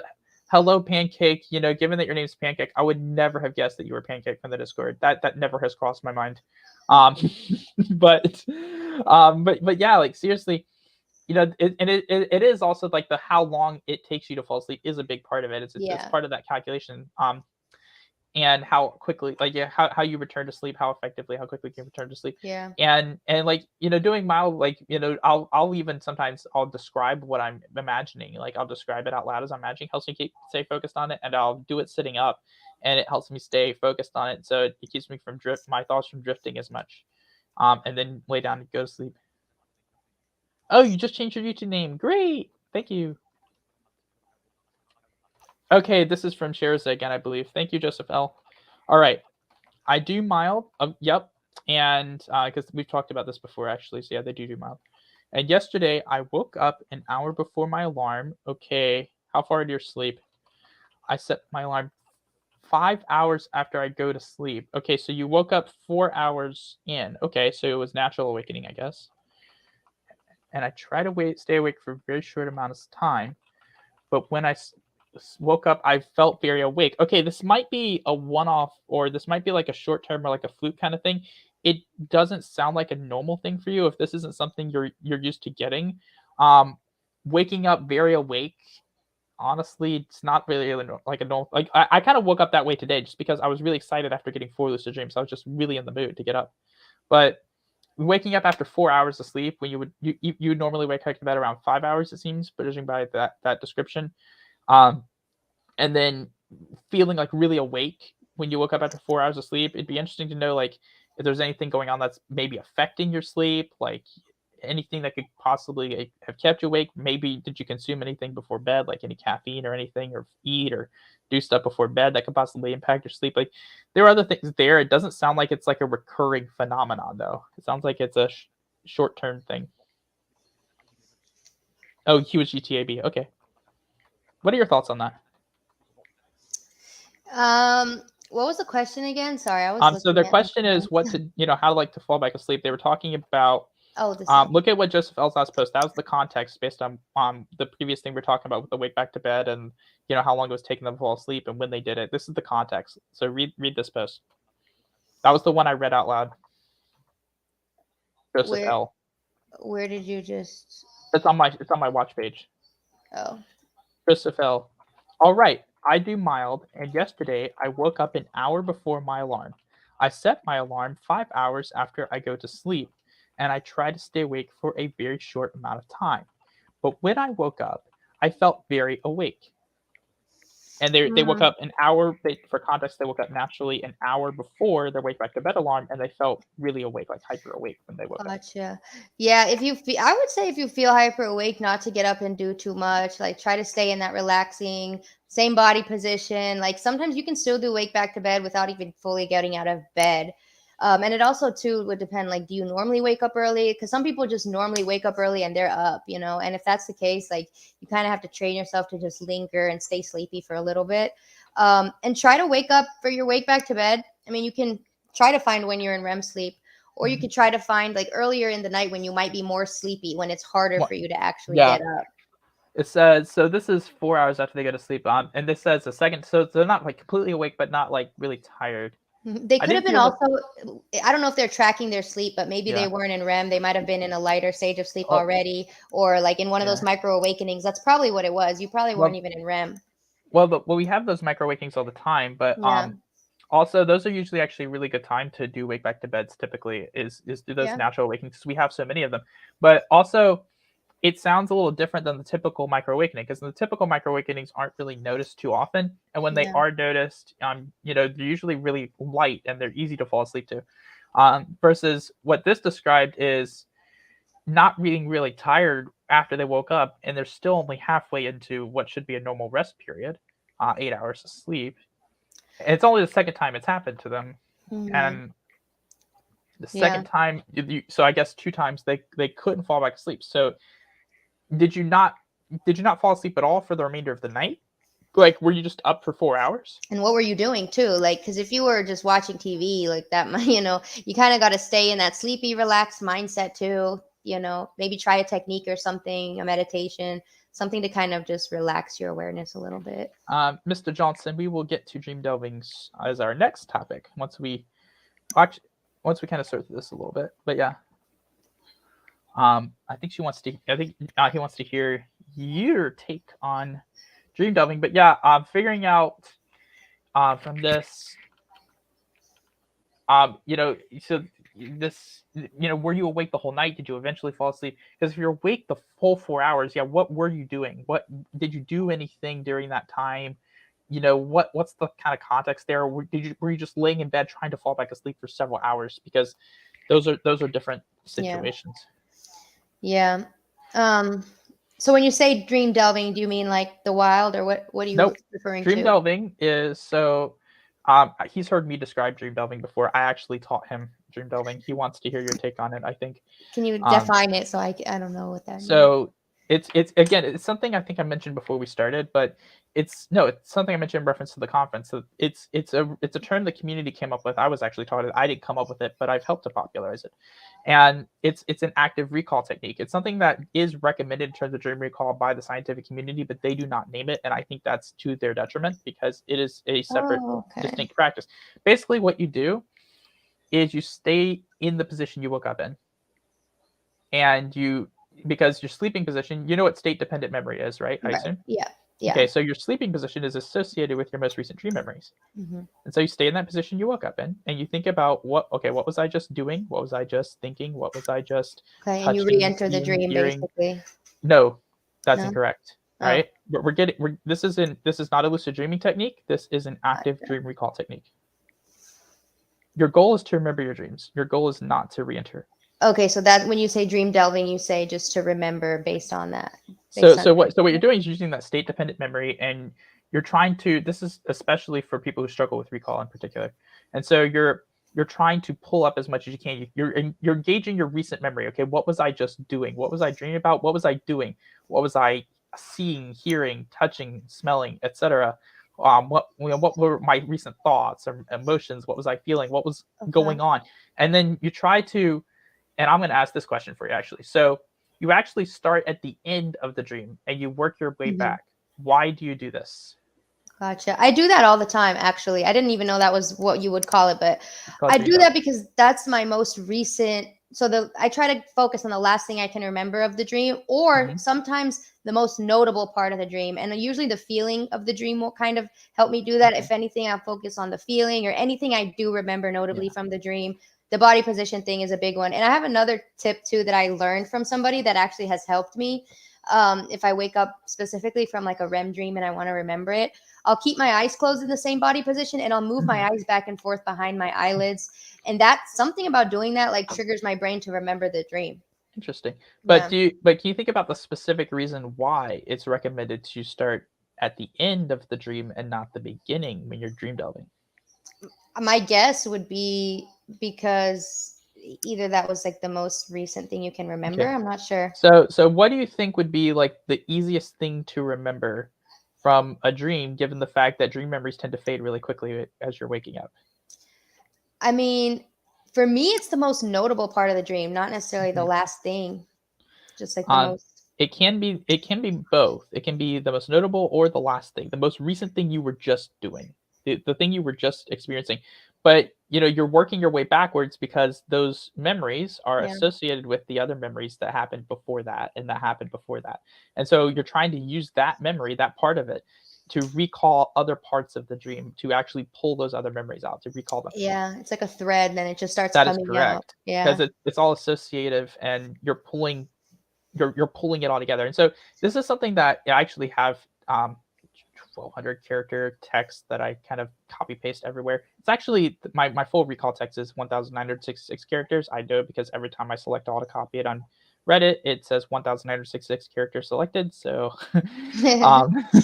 but basically that's a big part of it, and it's the most active thing you can do for recall because everything else is pretty passive. You're trying to journal, you're trying to write it down, but you kind of need that thing to write down first. This is the most active thing you can do to actually try to pull those memories out.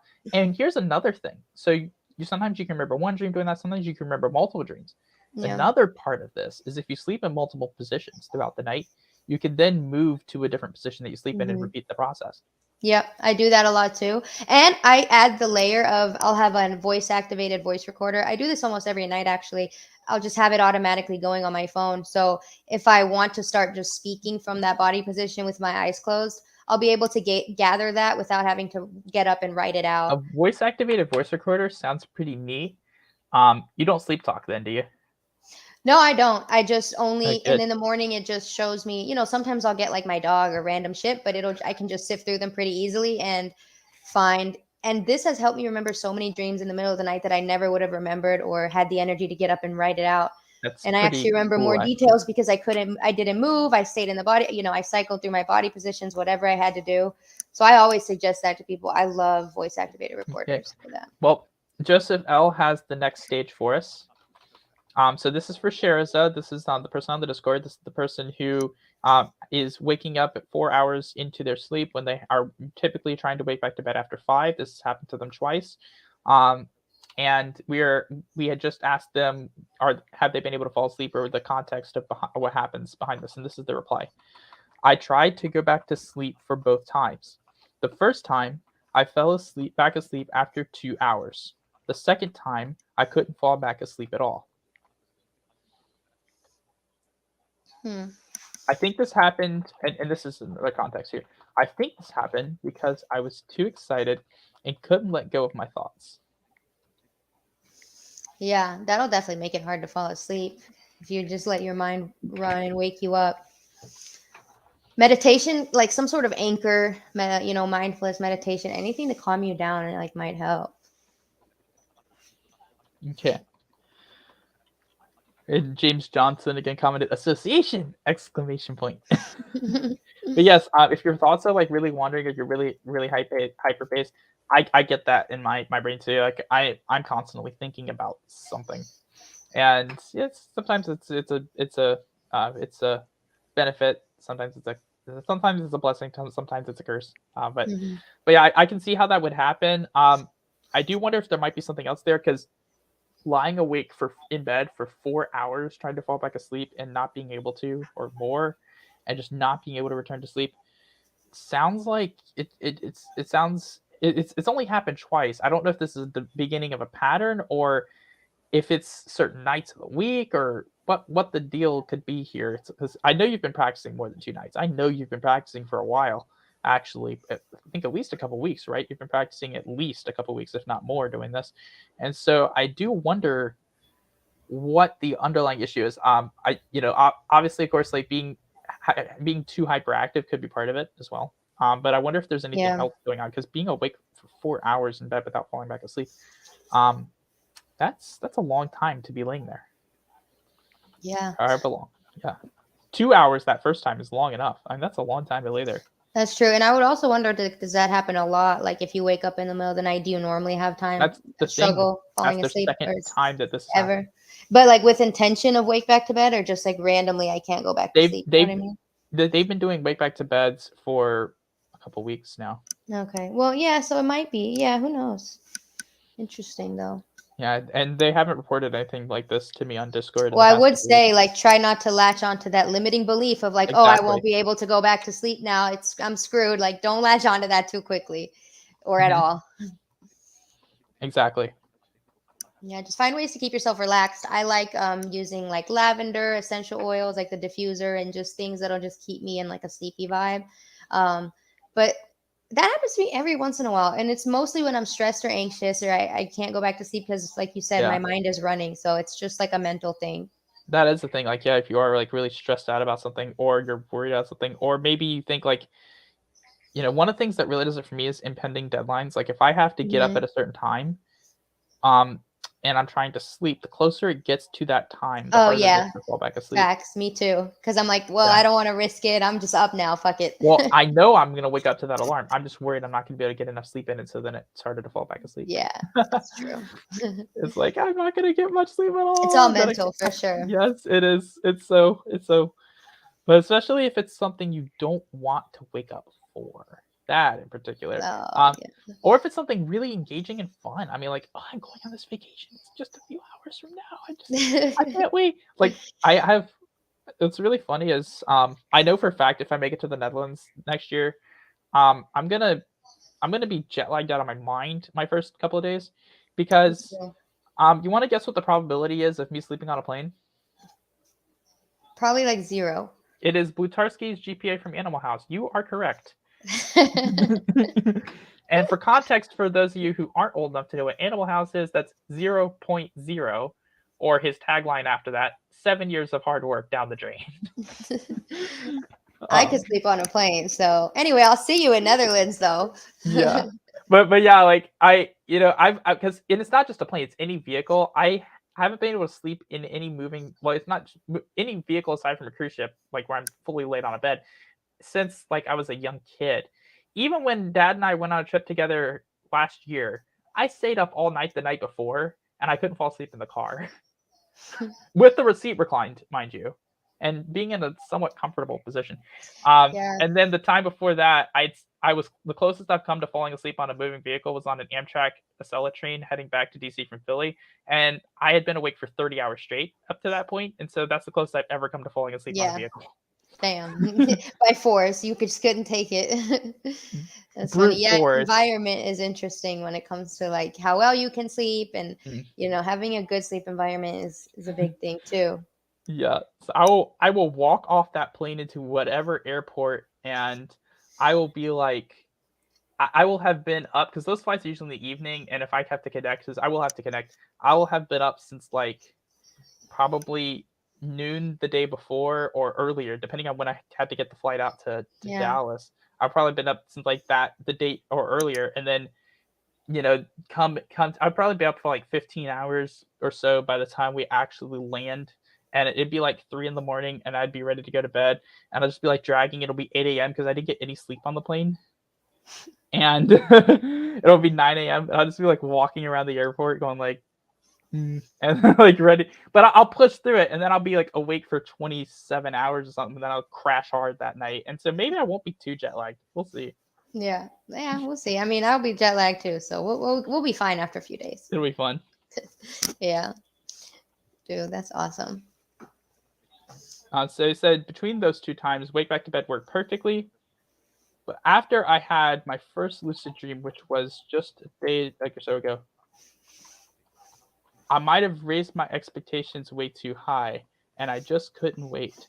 I'm thinking of trying about I guess there's like a 2-minute sleep technique thing in Dream Cafe that they're thinking about trying, but none of that's worked for me, but it does work for people. So definitely give it a try. I do think anticipation's a real killer, and here's why anticipation's killer. It keeps you awake. Yeah, and it'll ruin your lucid dream too. It'll make it last shorter, less stable. Like, try to stay calm. Just practice that. Well, not necessarily in the sense, like, maybe it doesn't have to. Just like the excitement, yeah. Like, well, excitement doesn't have to wake you up. You can experience very exciting, very thrilling dreams without waking up. That's actually one of the common, like, limiting myths out there, is that if you get excited, you're gonna wake up. That is actually one of the common. That's true. I was just saying, like, common beginner. Anticipation is different from excitement, though, in a sense, because there's different types of anticipation. There's like nervous anticipation, there's like excited anticipation, there's like anxious anticipation. Oh, there's this really thing I'm dreading that's coming up really soon. You're anticipating all right, but that doesn't make you excited in the slightest. But the thing that I think anticipation impacts the most is falling asleep and getting to sleep. And for me, that's one of the reasons I don't wild too often. I actually, when I started wilding, I got to a point where I would notice when I would I would notice signs when I was going to get ready to transition, and I would anticipate it. And boom. But I don't do it often just because I'm a light sleeper. I don't have that kind of patience, because it can take me a bit to try to do it. And so I don't aim to wild too often. It's very opportunistic. I treat it like an opportunistic thing. If I wake up and I feel like I can fall asleep pretty quickly, and then I'll give it a go. Otherwise, I stick with what works for me. Yeah, that's good too. Because Cardi asks, how do you know it's in the Netherlands next year? I've been trying to get information about that. Yeah. Is it confirmed? Yes. It is. I'm pretty sure. Yes. I don't think they've officially announced it, but every 3 years it's in Europe. So this would be the 3rd year, and then it'll be back in the States after that. I heard from Voidway Explorer from Just Philip that it's going to be in, like, I think Gomert, Netherlands next year. It's what he heard. I asked him to confirm it like twice while he was at the conference and before he left, and he did. I got him to give me the name of the town. Nothing's obviously been released yet, but that's the assumption I'm operating on. Yeah, they were talking about it at the conference a lot, so I'm pretty sure. Josephel says, so I should relax, stay calm, and lower my expectations.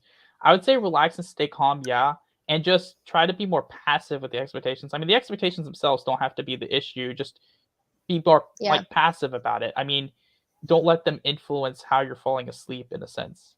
Mm-hmm. Yeah, that's pretty good advice. Mm-hmm. This has been a lot of fun. I know. I love. You see why I like doing these?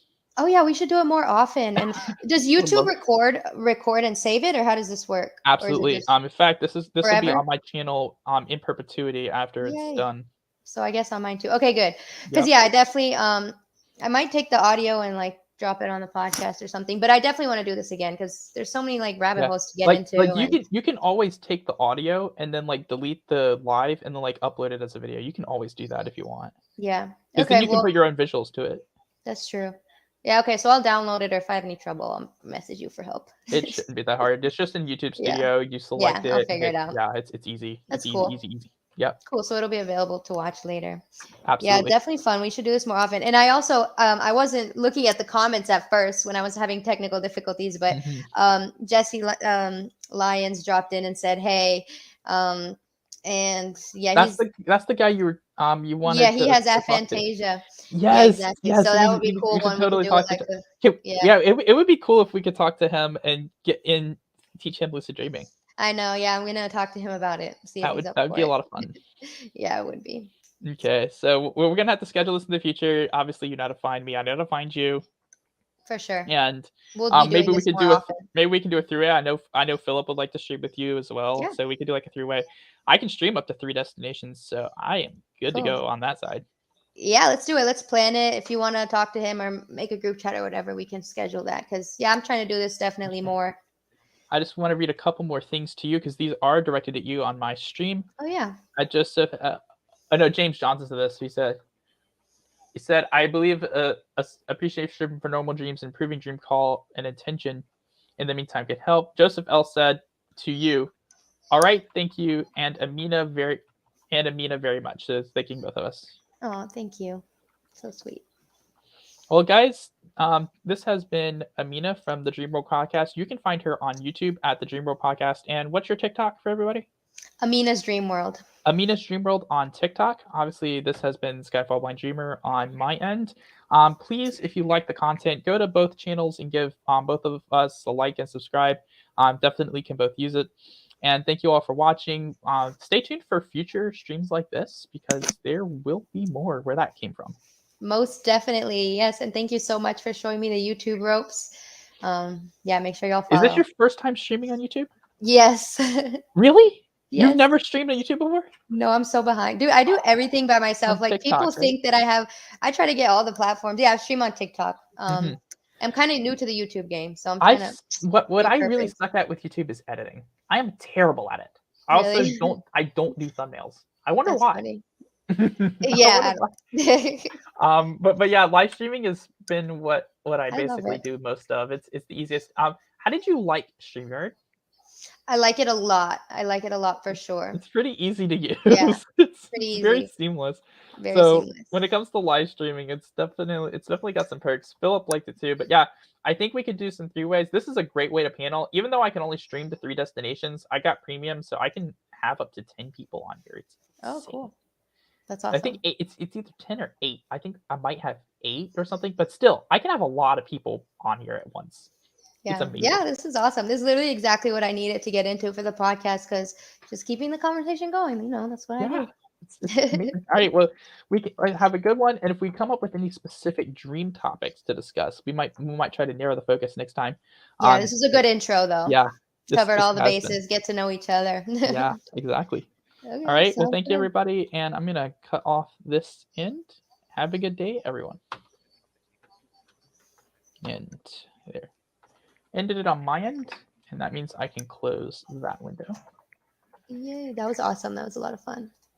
It is a lot of fun. I've been streaming these since I've been doing a lot of Q&As. Most of my streams are Q&As. I'll do them from a lot of random places, and so if I travel, like I will make a point because I love to do them when I travel. I will be making a point to do one of these from the cruise I'm going on with my best friend in December, just because I can, literally because I can, and for no other good reason.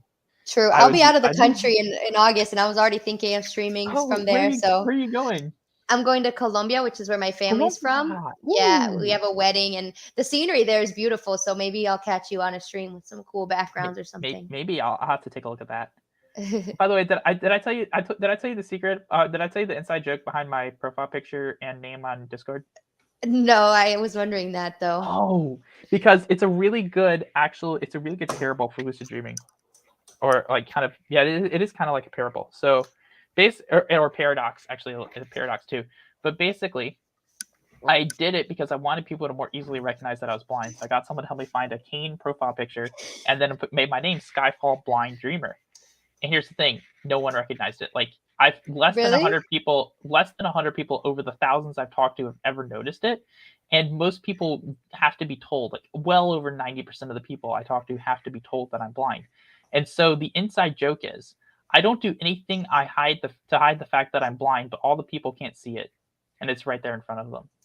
That's funny. I actually did notice it. Yeah, the best part of it is, well, also you're prepared because we've talked in other places before this. So. Right. Yeah, that's true. I knew, but still. But the best part about it is that it's a really good, parable for a dream sign because it's there, it's in front of you. There's nothing hidden about it. It's really obvious. It's out of place. And you just don't notice it's there. You don't notice it for what it is. You may ascribe some other meaning to it and just keep on going and not really notice it. Yeah.